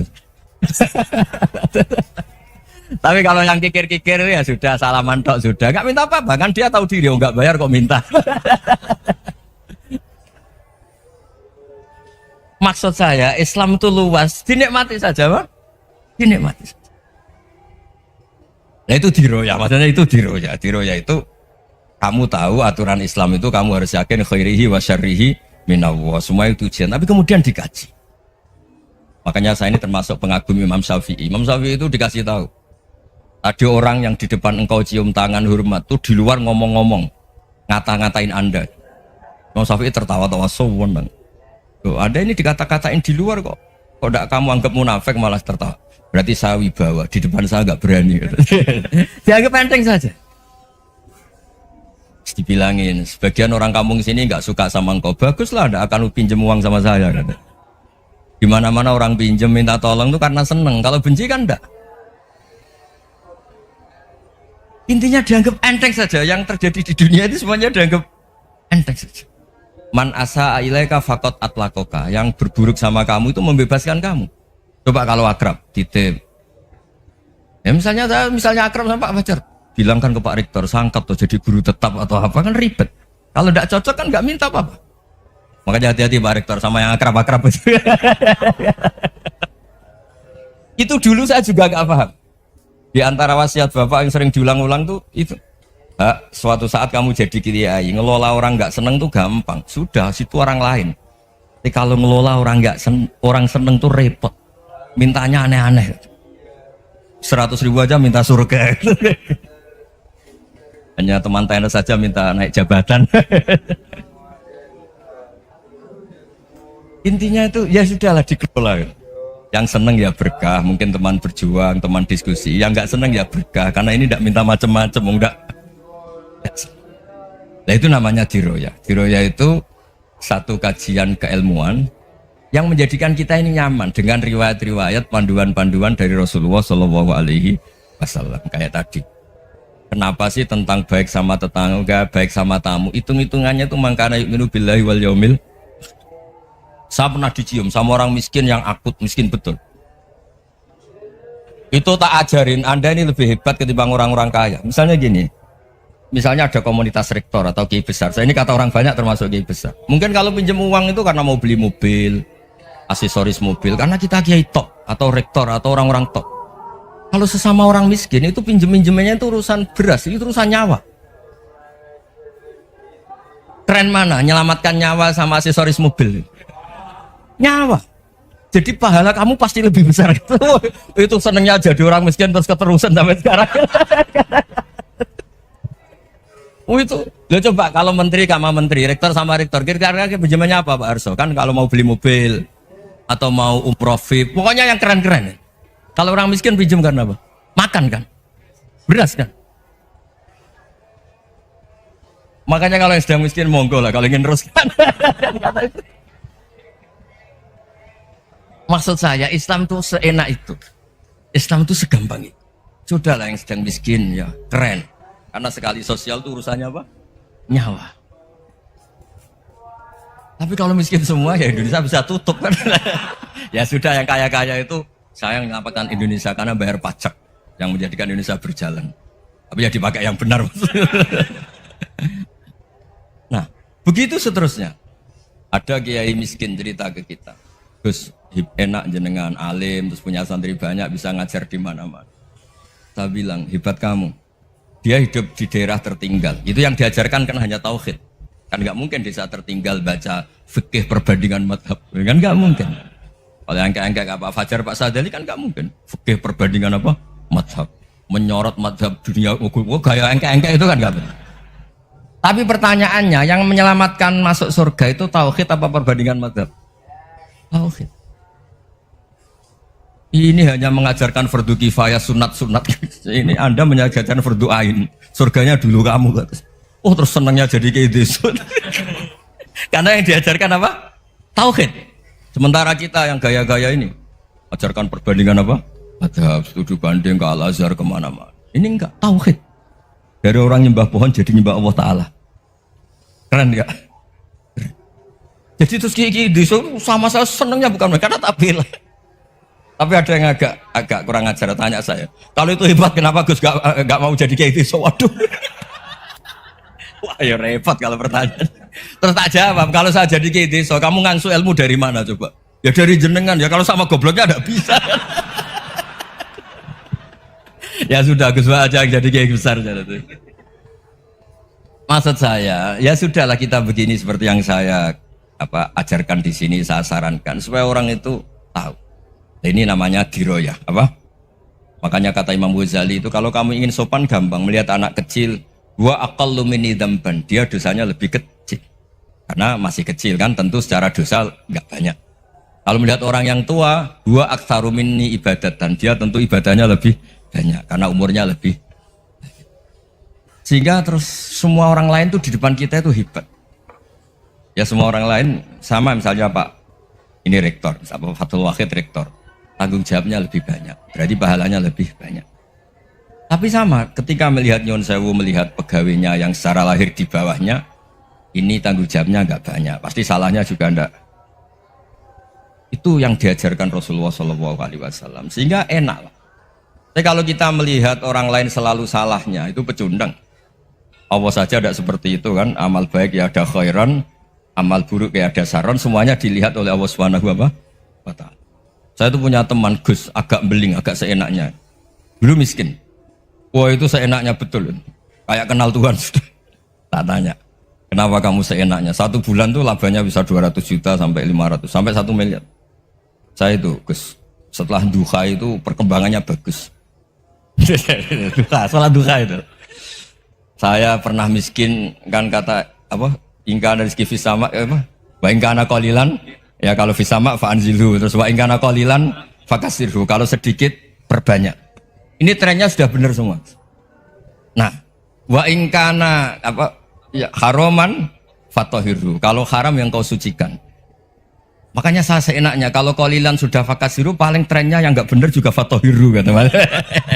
Dia yakin kalau yang enggak benar-benar sudah disucikan Allah, karena yang lain-lain sudah dari miskin sudah kaya, qalilan sudah fakasiru, paling yang haroman juga sudah fatahirhu gitu. Tak tanya, lah kamu kok tahu? Polanya sudah ada Gus, karena sang qalilan.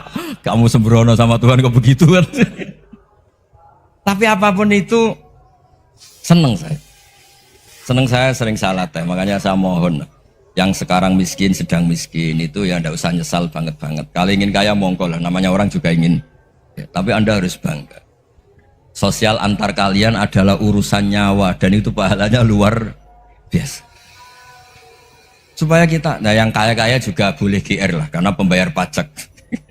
Dan itu bisa menyelamatkan apa? Indonesia Raya. Begitu seterusnya. Itu yang diajarkan Nabi, antawadhu hatta la yabghiya ahadun ala ahadin. Kamu semua harus tawadhu sehingga antar kalian tidak saling tidak sopan, tidak saling liar, tidak saling mendolimi. Termasuk tadi sikap gak jelas tadi.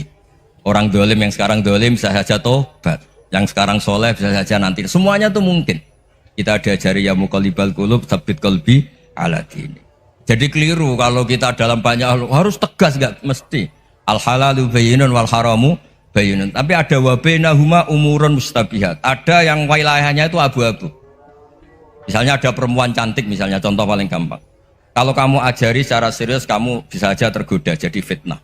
Tapi kalau orang soleh gak berani ngajarin, kemudian digunakan orang fasik, malah menjadi orang nakal, kita juga tanggung jawab.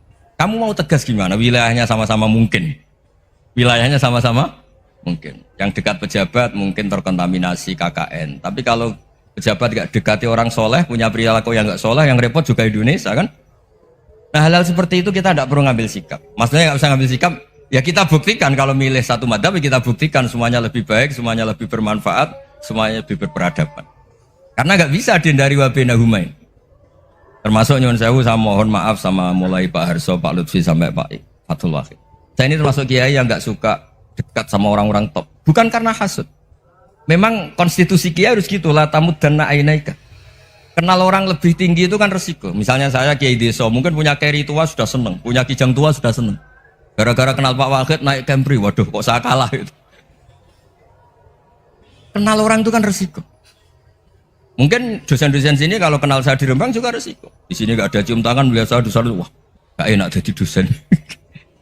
Jadi memang harus dibatasin. Sekiranya mungkin orang itu, karena latamud dan nanawa, ainaika ilham. Kamu jangan sering melihat orang lain yang mungkin secara lahir dapat nikmat yang lebih tinggi timbang Anda. Kalau kamu gak bisa ngelola hati Anda bisa hasut, Anda bisa dengki. Paling tidak Anda bisa ada syukur. Saya itu sering didolani pejabat. Juga sering melihat pejabat di TV-TV. Naik mobil aja ada yang naikkan. Bahkan kalau wudhu itu anduk aja ada yang bawa. Itu kalau yang gak kuat, wih naik jadi pejabat. Ya makanya terus konstitusi kiai itu mengatur, sudahlah. Mata kamu itu kamu batasin. Jangan melihat sesuatu yang potensi ya, potensi menjadikan Anda tidak apa syukur.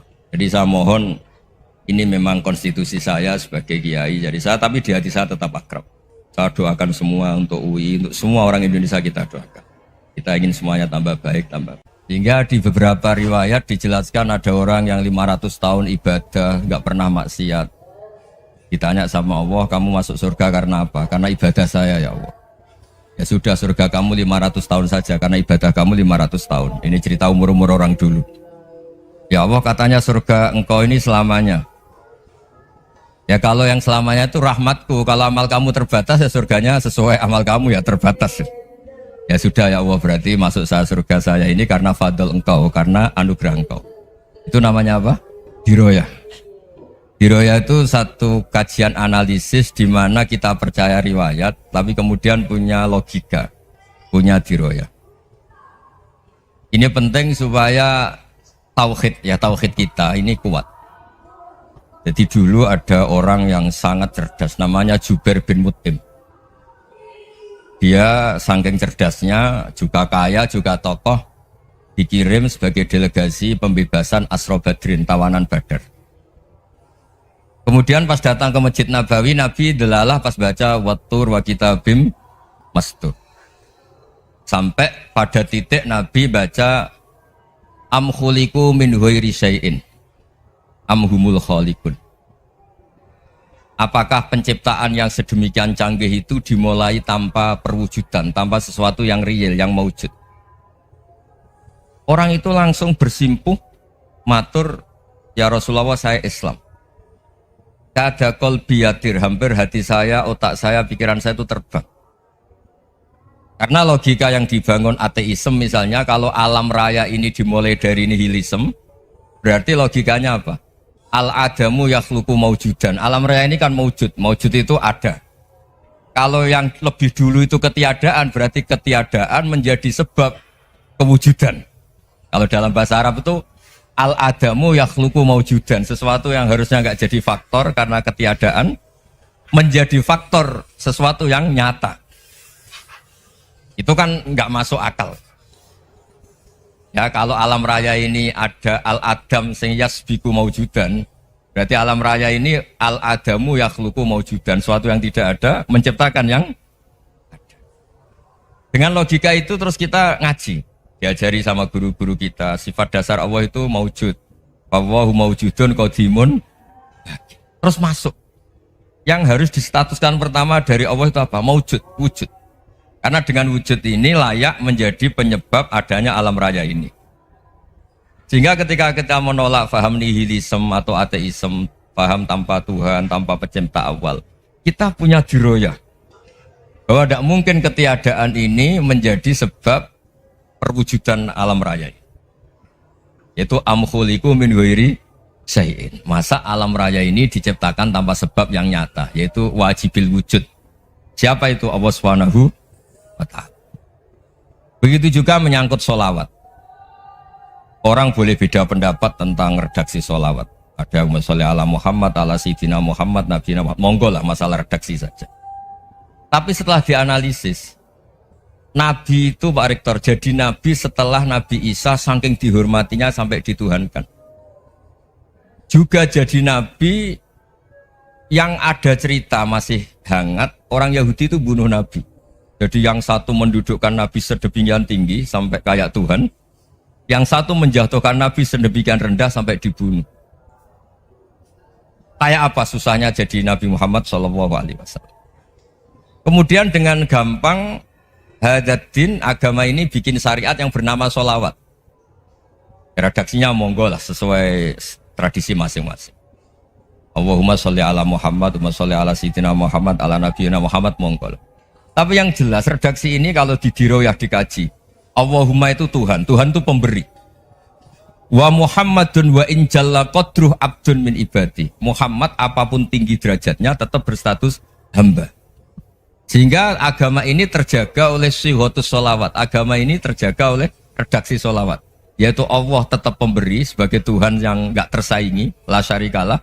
Rasulullah Muhammad wa in jalla qadruh, apapun prestasinya, bisa mi'raj, bisa apa saja, tetap seorang hamba yang butuh muhtajun ila rahmatih. Jika redaksi Allahumma sholli ala Muhammad ini mengukuhkan yang Tuhan tetap Tuhan, hamba pilihan tetap hamba pilihan. Tentu dengan redaksi ini kemudian kita mendudukkan Nabi benar-benar posisi terhormat. Yaitu orang yang paling berhak dapat askat tahiyat, mendapat penghormatan Allah paling tinggi, yaitu Rasulullah Muhammad SAW. Dan itu diulang-ulang oleh Allah. Subhanalladzi asra bi'abdi. Status hamba ini diulang. Lagi-lagi ini bernama diroyah. Bernama apa? Contoh ketiga misalnya fihi ayatum bayinatum maqamu Ibrahim. Dulu orang Yahudi itu ada diskusi masif. Syaratnya nabi itu mbah-mbahnya harus nabi, harus keturunan nabi. Kemudian semua nabi rata-rata di Palestina, di Syam. Lalu Muhammadnya asal usulnya dari mana? Tahu-tahu orang Arab kok nabi, padahal orang Arab itu dulu jahiliyah. Alhasil terus diceritakan bukti Muhammad ini turunan Ibrahim adalah ada jejak kaki Nabi Ibrahim di dekat apa? Ka'bah. Fihi ayatum bayinatum maqamu Ibrahim. Kalau Nabi Ibrahim pernah di Mekah, artinya beliau pernah meninggalkan turunan yang di Mekah. Itu bernama Nabi Muhammadun sallallahu alaihi wasallam. Itu disebut fihi ayatum bayinatum maqamu Ibrahim. Nah, itu namanya diroyah. Diroyah itu satu perilaku keseharian kita beragama, kemudian tahu logikanya. Yang keempat misalnya, mangkana yu'minu billahi wal yaumil akhir falyukrim apa?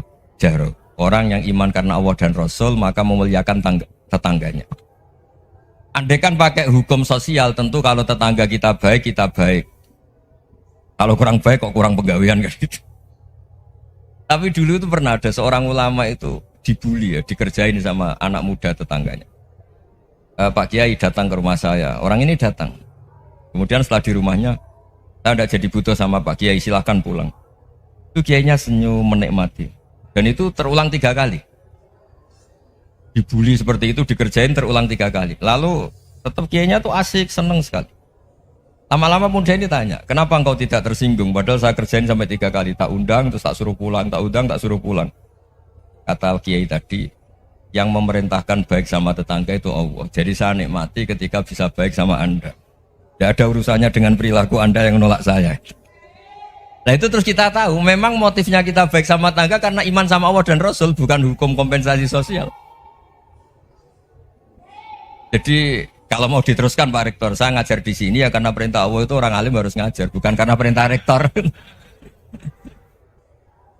Kalau diteruskan. Ya saya mohon juga gitu para dosen, para karyawan di sini kalau nggak khianat dengan UI itu karena takut sama Allah, jangan takut sama rektor.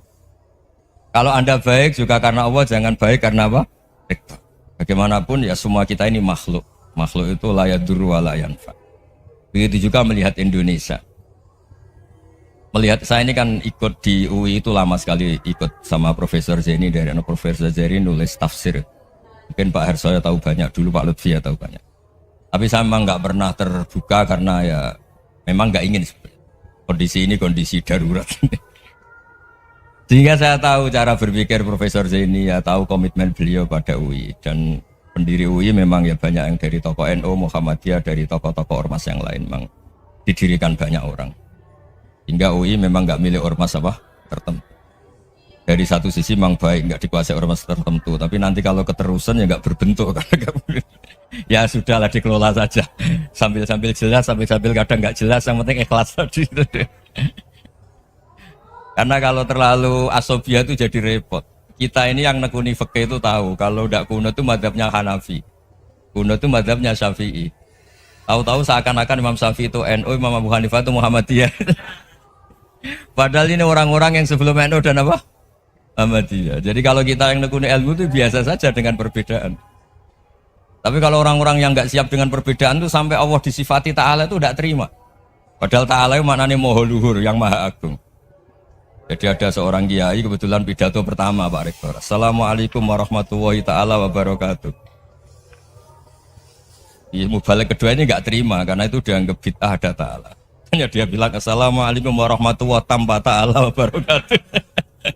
Itu saking asobiahnya itu Allah ditambahi Ta'ala itu tidak terima. Padahal Ta'ala itu maknanya Maha Agung.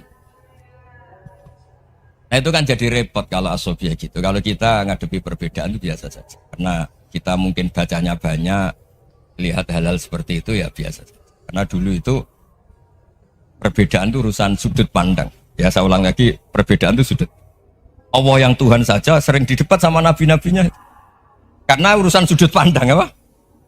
Saya beri contoh ya. Suatu saat Khalilur Rahman Ibrahim itu saatnya meninggal sama Allah, Israel disuruh. Israel itu Ibrahim saatnya meninggal, ambil nyawanya. Lah datang ke Ibrahim, ya Khalilur Rahman Ibrahim, saya disuruh nyabut nyawa Anda. Itu Israel dipaksa mikir sama Ibrahim. Hal ra'aita khalilan yumitu khalilah. Kamu tahu orang yang mencintai kemudian bunuh yang dicintai. Itu logika agak benar. Akhirnya Israel kan gak biasa debat, kan gak dilatih debat, gak pernah ikut lomba UI debat ilmiah. Dia taunya nyambut nyawa aja. Kembali ke Allah. Ya Allah, kata Ibrahim, hal ra'aita khalilan yumitu khalilah. Masa kekasih bunuh yang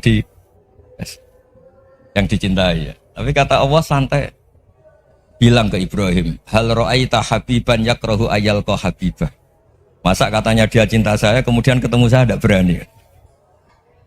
Israel mater lagi. Logikanya gini Ibrahim, masa yang dicintai sama yang ketemu yang dicintai nggak berani. Ya udah ketemu aja. Katanya yang meninggal itu. Artinya kamu bisa saja GR tidak mati-mati karena merasa dicintai, atau ingin mati karena mencintai. Nah maksud saya dalam hal-hal seperti ini orang UI pasti gak jelas. Katanya cinta Allah suruh mati ya nggak mau. Gak jelas kan? Dibilang gak cinta juga gak mau. Tapi dibilang cinta kalau ukurannya mati juga gak. Nah, tapi dalam banyak hal gak jelas itu penting Pak. Penting sekali. Buatan Buyan, saya beri contoh sekian ilmiah, gak jelas itu penting. Rasulullah SAW itu dalam banyak hal itu disuruh Allah, memang disuruh supaya ngambil sikap seperti itu. Karena Allah itu punya otoritas penuh untuk bikin orang itu baik atau tidak baik. Wahsy itu yang membunuh Sayyid Hamzah, orang paling dicintai Nabi, di antara yang dicintai Nabi. Qatalahu Wahsyun, dibunuh oleh Wahsy. Nabi secara basarnya itu gak suka sama Wahsy. Sampai cara lahir ya ingin, corong Jawa ingin masuk nol. Tapi apa kata Allah? Laisa laka minal amri syai'un aw yatuba alaihim aw yu'adziba. Itu tidak wilayah kamu Muhammad. Malah Wahsy dikasih tobat sama Allah. Khalid bin Walid, itu perang Uhud kalah itu karena ide brilian Khalid bin Walid. Pas itu masih panglima kafir. Yaitu pura-pura kalah, ghanimah dilepas, sahabat turun, pasukannya naik, walhasil orang Islam kalah. Khalid bin Walid akhirnya juga masuk Islam. Orang yang secara basariah Nabi itu gak siap. Kebalikannya juga ada. Sa'labah itu orang sampai gelar hamamatul masjid. Ini pas ngaji mesti ingat salam. Dia di masjid terus. Setiap habis salam tuh lari karena istrinya nyuwun sewu masih berpakaian yang tidak pantas. Kenapa engkau terburu-buru pulang? Pakaian yang dipakai istri saya sekarang saya pakai. Ya pakaian sarung itu kayak Pak Rektor kan fleksibel.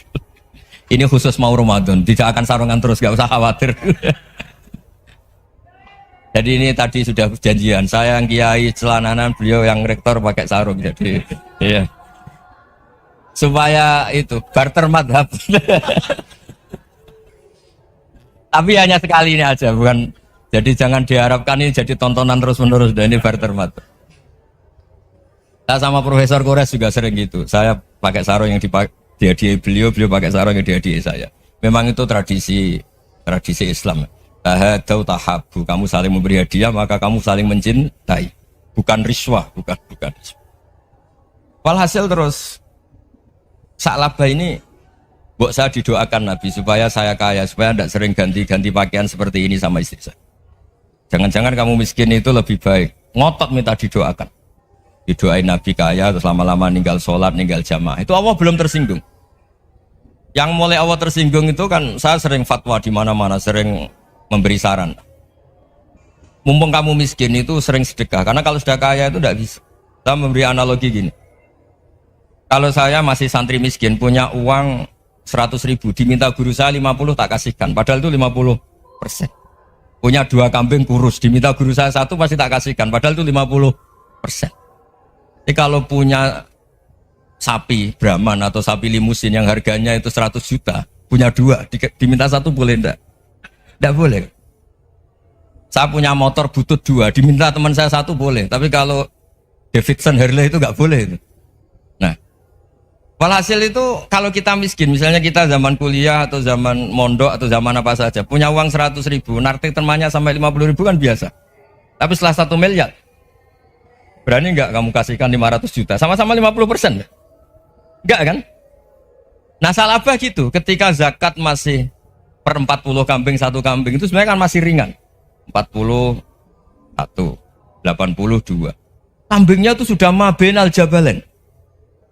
Barang dihitung zakat karena sudah ribuan, jumlahnya sampai 400 kambing. Banyak lah pokoknya. Terus kata salabah, ini pemerasan. Karena jumlahnya besar. Allah tersinggung karena nabinya dianggap narik zakat itu dianggap khorat, dianggap pemeras. Allah tersinggung kemudian fa'aqobahum nifakon fi qulubihim ila yaumil. Dia ditegur munafik. Semenjak itu terus tadi kembali gak jelas tadi. Barkohnya gak jelas itu menjadi orang tuh bijak. Ini sekarang nakal, jangan-jangan nanti jadi orang baik. Yang sekarang baik, jangan-jangan suatu saat jadi tidak baik. Semua orang introspeksi. Gak ada jaminan kalau kita sekarang baik akan baik terus. Gak ada jaminan kalau kita sekarang buruk akan buruk terus. Sehingga terus banyak kiai-kiai bijak itu memang lahirnya gak tegas. Tapi gak tegas itu yang menjadikan bijak. Karena sama-sama mungkin.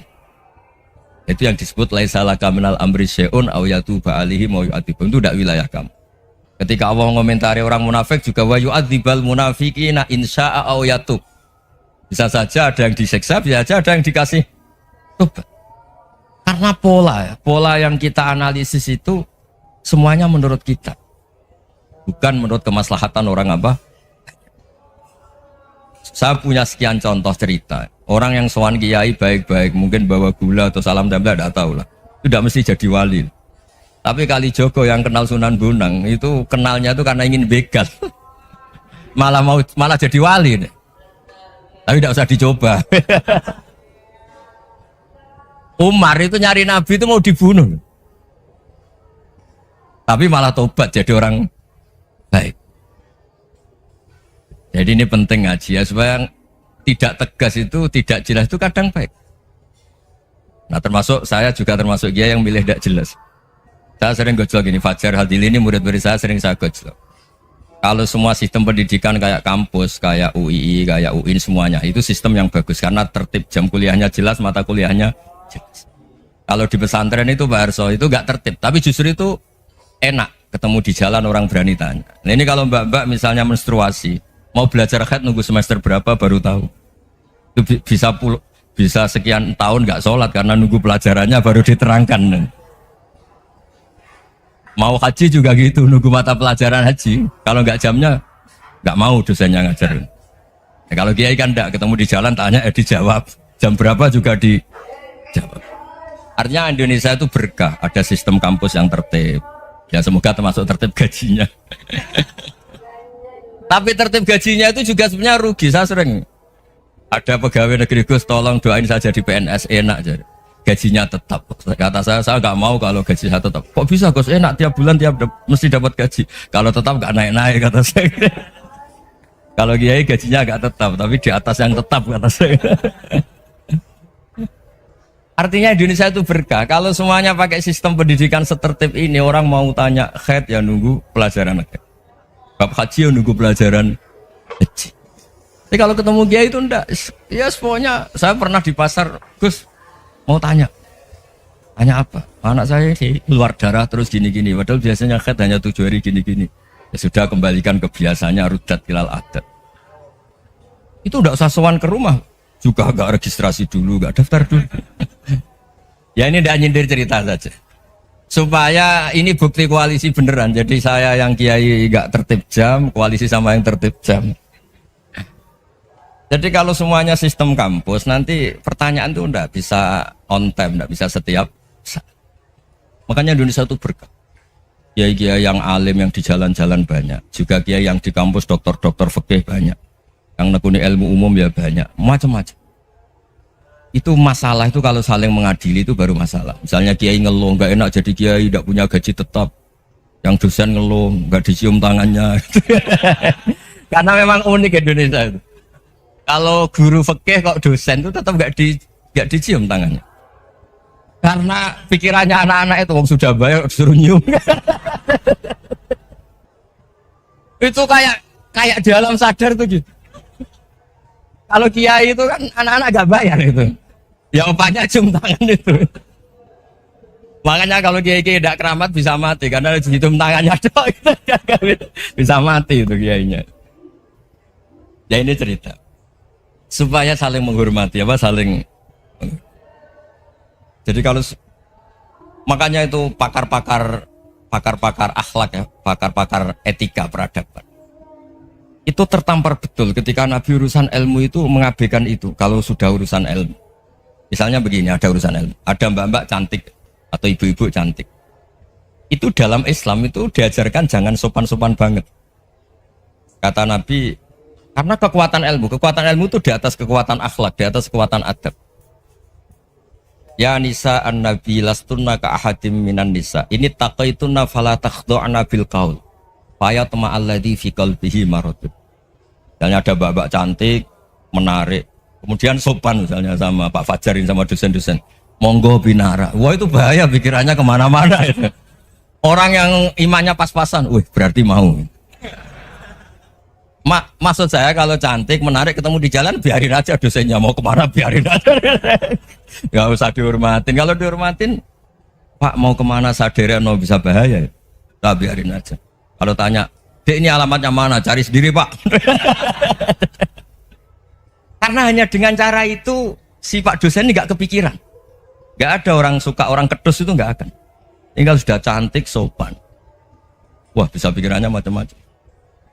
Itu ilmu. Fala takhdu'na bil qaul. Kamu jangan terlalu lirih kalau ngomong.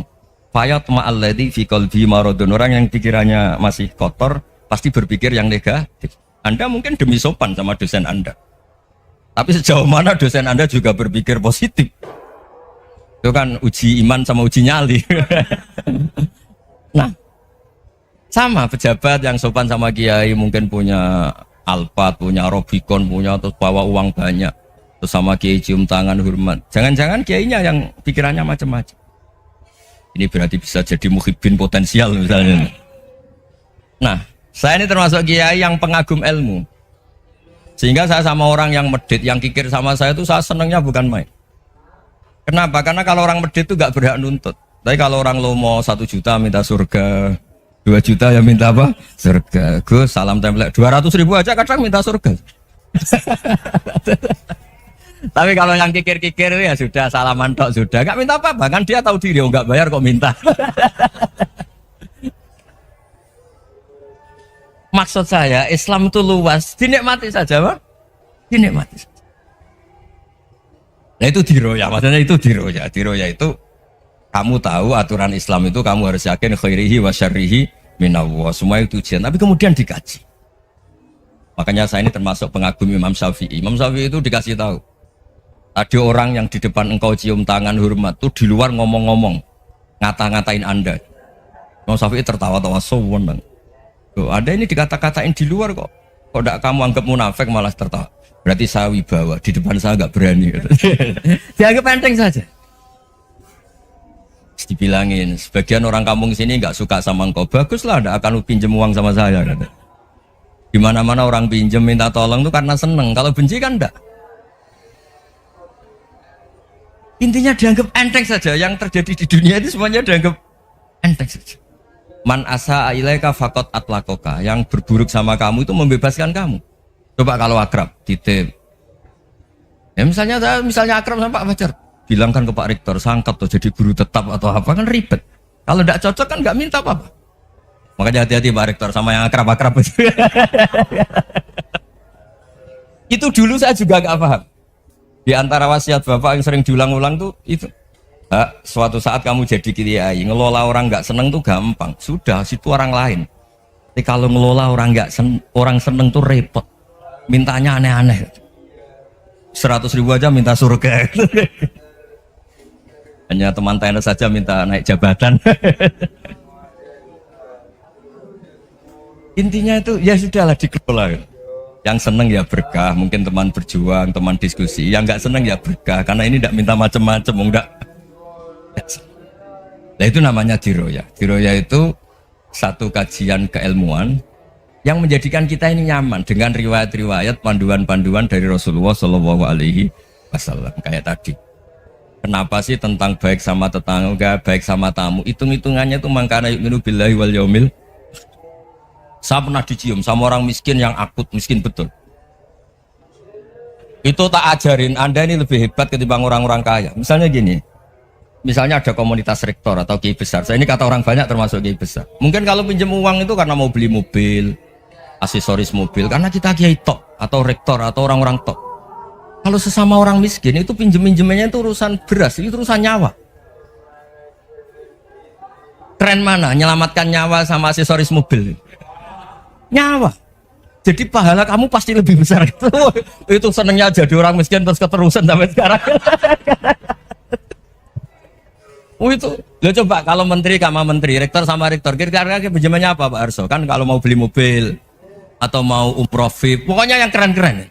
Kalau orang miskin pinjam karena apa? Makan kan? Beras kan? Makanya kalau yang sedang miskin monggo lah, kalau ingin teruskan. Maksud saya Islam itu seenak itu, Islam itu segampang itu. Sudahlah yang sedang miskin ya keren, karena sekali sosial itu urusannya apa? Nyawa. Tapi kalau miskin semua ya Indonesia bisa tutup kan. Ya sudah yang kaya-kaya itu saya menyelamatkan Indonesia karena bayar pajak yang menjadikan Indonesia berjalan. Tapi ya dipakai yang benar. Nah begitu seterusnya. Ada kiai miskin cerita ke kita, Gus enak jenengan alim terus punya santri banyak bisa ngajar di mana-mana. Saya bilang hebat kamu. Dia hidup di daerah tertinggal. Itu yang diajarkan kan hanya tauhid. Kan nggak mungkin desa tertinggal baca fikih perbandingan madhab. Kan nggak mungkin. Kalau yang kayak Pak Fajar, Pak Sadali kan nggak mungkin. Fikih perbandingan apa? Madhab. Menyorot madhab dunia. Gaya engke-engke itu kan nggak benar. Tapi pertanyaannya yang menyelamatkan masuk surga itu tauhid apa perbandingan madhab? Tauhid. Ini hanya mengajarkan fardu kifayah sunat-sunat. Ini Anda mengajarkan fardu ain. Surganya dulu kamu. Oh terus senangnya jadi kayak gitu.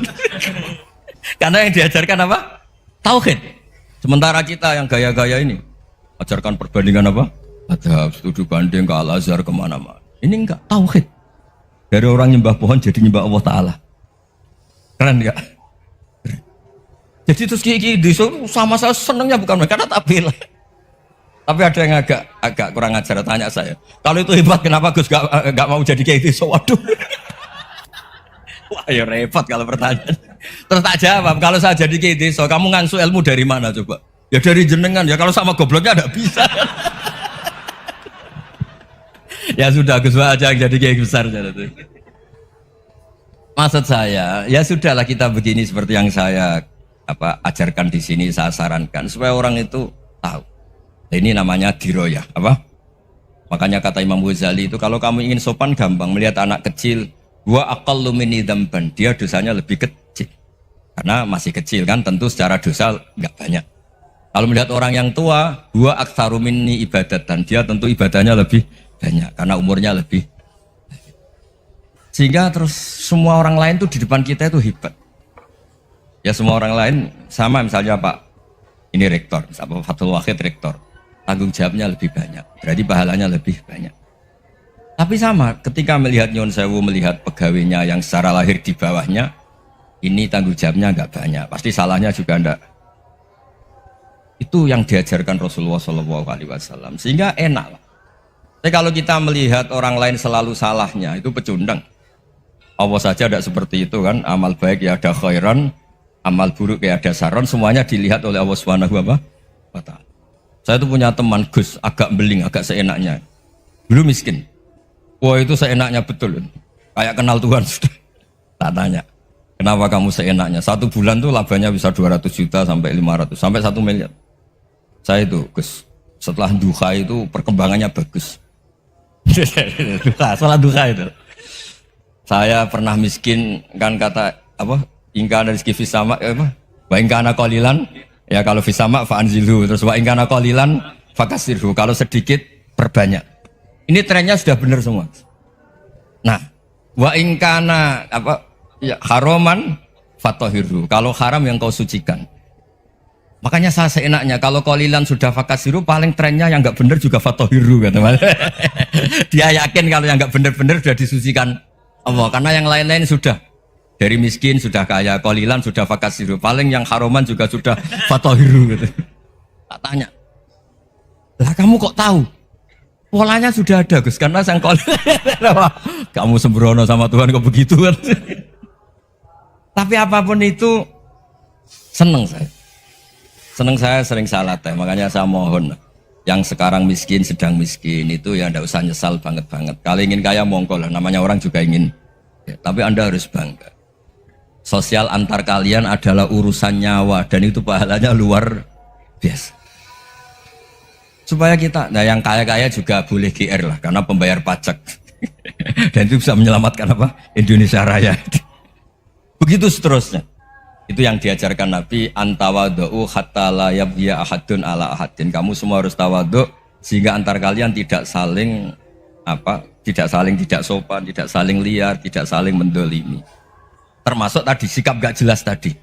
Orang dolim yang sekarang dolim bisa saja tobat. Yang sekarang soleh bisa saja nanti. Semuanya tuh mungkin. Kita diajari ya muqallibal qulub tsabbit qalbi ala dini. Jadi keliru kalau kita dalam banyak hal harus tegas, gak mesti. Al halalu bayyinun wal haramu bayyinun. Tapi ada wa bainahuma umurun mustabihat. Ada yang wilayahnya itu abu-abu. Misalnya ada perempuan cantik misalnya, contoh paling gampang. Kalau kamu ajari secara serius kamu bisa saja tergoda jadi fitnah. Jadi kalau orang soleh gak berani ngajarin, kemudian digunakan orang fasik, malah menjadi orang nakal, kita juga tanggung jawab. Kamu mau tegas gimana? Wilayahnya sama-sama mungkin. Wilayahnya sama-sama mungkin. Yang dekat pejabat mungkin terkontaminasi KKN. Tapi kalau pejabat gak dekati orang soleh, punya perilaku yang gak soleh, yang repot juga Indonesia kan? Nah hal-hal seperti itu kita tidak perlu ngambil sikap. Maksudnya gak usah ngambil sikap, ya kita buktikan kalau milih satu madhab, kita buktikan semuanya lebih baik, semuanya lebih bermanfaat, semuanya lebih berperadaban. Karena nggak bisa dihindari wabena humain. Termasuk nyuwun sewu, saya mohon maaf sama mulai Pak Harso, Pak Lutfi sampai Pak Fathul Wahid. Saya ini termasuk kiai yang nggak suka dekat sama orang-orang top. Bukan karena hasud. Memang konstitusi kiai harus gitu, la tamuddanna ainaika. Kenal orang lebih tinggi itu kan resiko. Misalnya saya kiai desa, mungkin punya keri tua sudah seneng, punya kijang tua sudah seneng. Gara-gara kenal Pak Wahid naik Camry, waduh kok saya kalah itu. Kenal orang itu kan resiko. Mungkin dosen-dosen sini kalau kenal saya di Rembang juga resiko. Di sini gak ada cium tangan, melihat saya dosen, wah gak enak jadi dosen. Jadi memang harus dibatasin. Sekiranya mungkin orang terus, karena latamud dan nanawa ainaika ilham. Kamu jangan sering melihat orang lain yang mungkin secara lahir dapat nikmat yang lebih tinggi timbang Anda. Kalau kamu gak bisa ngelola hati Anda bisa hasut, Anda bisa dengki. Paling tidak Anda bisa ada syukur. Saya itu sering didolani pejabat. Juga sering melihat pejabat di TV-TV. Naik mobil aja ada yang naikkan. Bahkan kalau wudhu itu anduk aja ada yang bawa. Itu kalau yang nggak kuat, weh naik jadi pejabat. Ya makanya terus konstitusi kiai itu mengatur, sudahlah mata kamu itu kamu batasin. Jangan melihat sesuatu yang potensi ya, potensi menjadikan Anda tidak apa syukur. Jadi saya mohon, ini memang konstitusi saya sebagai kiai. Jadi saya, tapi di hati saya tetap akrab. Saya doakan semua untuk UI, untuk semua orang Indonesia kita doakan. Kita ingin semuanya tambah baik, tambah. Sehingga di beberapa riwayat dijelaskan ada orang yang 500 tahun ibadah, nggak pernah maksiat. Ditanya sama Allah, kamu masuk surga karena apa? Karena ibadah saya ya Allah. Ya sudah, surga kamu 500 tahun saja, karena ibadah kamu 500 tahun. Ini cerita umur-umur orang dulu. Ya Allah katanya surga engkau ini selamanya. Ya kalau yang selamanya itu rahmatku, kalau amal kamu terbatas ya surganya sesuai amal kamu ya terbatas. Ya sudah ya Allah, berarti masuk saya surga saya ini karena fadl engkau, karena anugerah engkau. Itu namanya apa? Diroyah. Diroyah itu satu kajian analisis di mana kita percaya riwayat, tapi kemudian punya logika, punya diroyah. Ini penting supaya tauhid, ya tauhid kita ini kuat. Jadi dulu ada orang yang sangat cerdas, namanya Jubair bin Mut'im. Dia saking cerdasnya, juga kaya, juga tokoh, dikirim sebagai delegasi pembebasan Asra Badrin, tawanan Badar. Kemudian pas datang ke Masjid Nabawi, Nabi delalah pas baca Wattur wa kitabim mastur. Sampai pada titik Nabi baca Am khuliqu min ghairi syai'in am humul khaliqun. Apakah penciptaan yang sedemikian canggih itu dimulai tanpa perwujudan, tanpa sesuatu yang real, yang maujud? Orang itu langsung bersimpuh, matur, ya Rasulullah saya Islam. Kada qalbi yatir, hampir hati saya, otak saya, pikiran saya itu terbang. Karena logika yang dibangun ateisme misalnya, kalau alam raya ini dimulai dari nihilisme, berarti logikanya apa? Al-adamu yakhluqu maujudan. Alam raya ini kan maujud, maujud itu ada. Kalau yang lebih dulu itu ketiadaan, berarti ketiadaan menjadi sebab kewujudan. Kalau dalam bahasa Arab itu al-adamu yakhluqu maujudan, sesuatu yang harusnya nggak jadi faktor karena ketiadaan menjadi faktor sesuatu yang nyata. Itu kan nggak masuk akal. Ya, kalau alam raya ini ada al-adam sing yasbiku maujudan, berarti alam raya ini al-adamu yakhluqu maujudan, sesuatu yang tidak ada menciptakan yang ada. Dengan logika itu terus kita ngaji, diajari sama guru-guru kita, sifat dasar Allah itu maujud. Wallahu maujudun qadimun. Terus masuk. Yang harus distatuskan pertama dari Allah itu apa? Maujud, wujud. Karena dengan wujud ini layak menjadi penyebab adanya alam raya ini. Sehingga ketika kita menolak faham nihilisme atau ateisme, faham tanpa Tuhan, tanpa pencipta awal, kita punya diroyah bahwa tidak mungkin ketiadaan ini menjadi sebab perwujudan alam raya. Yaitu amkhuliku min ghairi syai'in. Masa alam raya ini diciptakan tanpa sebab yang nyata, yaitu wajibil wujud. Siapa itu? Allah Subhanahu wa ta'ala. Begitu juga menyangkut sholawat. Orang boleh beda pendapat tentang redaksi sholawat. Ada yang sholli ala Muhammad, ala Sayyidina Muhammad, Nabi Muhammad. Monggo lah, masalah redaksi saja. Tapi setelah dianalisis, Nabi itu Pak Rektor jadi Nabi setelah Nabi Isa saking dihormatinya sampai dituhankan.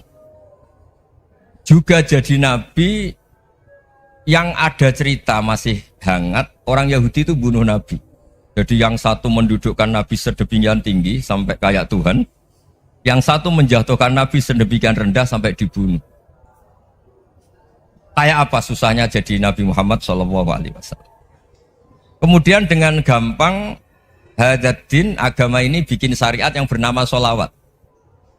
Redaksinya monggo lah sesuai tradisi masing-masing. Allahumma sholli ala Muhammad, Allahumma sholli ala Sayyidina Muhammad, ala Nabiyina Muhammad, monggo lah. Tapi yang jelas redaksi ini kalau didiroyah dikaji, Allahumma itu Tuhan, Tuhan itu pemberi. Wa Muhammadun wa in jalla qadruh abdun min ibadi. Muhammad apapun tinggi derajatnya tetap berstatus hamba. Sehingga agama ini terjaga oleh syihotus sholawat. Agama ini terjaga oleh redaksi sholawat. Yaitu Allah tetap pemberi sebagai Tuhan yang enggak tersaingi, la syarikalah. Rasulullah Muhammad wa in jalla qadruh, apapun prestasinya, bisa mi'raj, bisa apa saja, tetap seorang hamba yang butuh muhtajun ila rahmatih. Jika redaksi Allahumma sholli ala Muhammad ini mengukuhkan yang Tuhan tetap Tuhan, hamba pilihan tetap hamba pilihan. Tentu dengan redaksi ini kemudian kita mendudukkan Nabi benar-benar posisi terhormat. Yaitu orang yang paling berhak dapat askat tahiyat, mendapat penghormatan Allah paling tinggi, yaitu Rasulullah Muhammad SAW. Dan itu diulang-ulang oleh Allah. Subhanalladzi asra bi'abdi. Status hamba ini diulang. Lagi-lagi ini bernama diroyah. Bernama apa? Contoh ketiga misalnya fihi ayatum bayinatum maqamu Ibrahim. Dulu orang Yahudi itu ada diskusi masif. Syaratnya Nabi itu mbah-mbahnya harus Nabi, harus keturunan Nabi. Kemudian semua Nabi rata-rata di Palestina, di Syam. Lalu Muhammadnya asal-usulnya dari mana? Tahu-tahu orang Arab kok Nabi, padahal orang Arab itu dulu jahiliyah.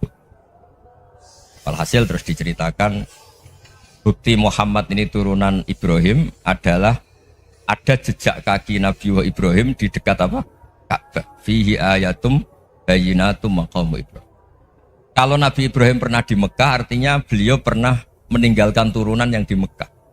Itu bernama Nabi Muhammadun sallallahu alaihi wasallam. Itu disebut fihi ayatum bayinatum maqamu Ibrahim. Nah, itu namanya diroyah. Diroyah itu satu perilaku keseharian kita beragama, kemudian tahu logikanya. Yang keempat misalnya, mangkana yu'minu billahi wal yaumil akhir falyukrim apa? Jaro. Orang yang iman karena Allah dan Rasul, maka memuliakan tetangganya.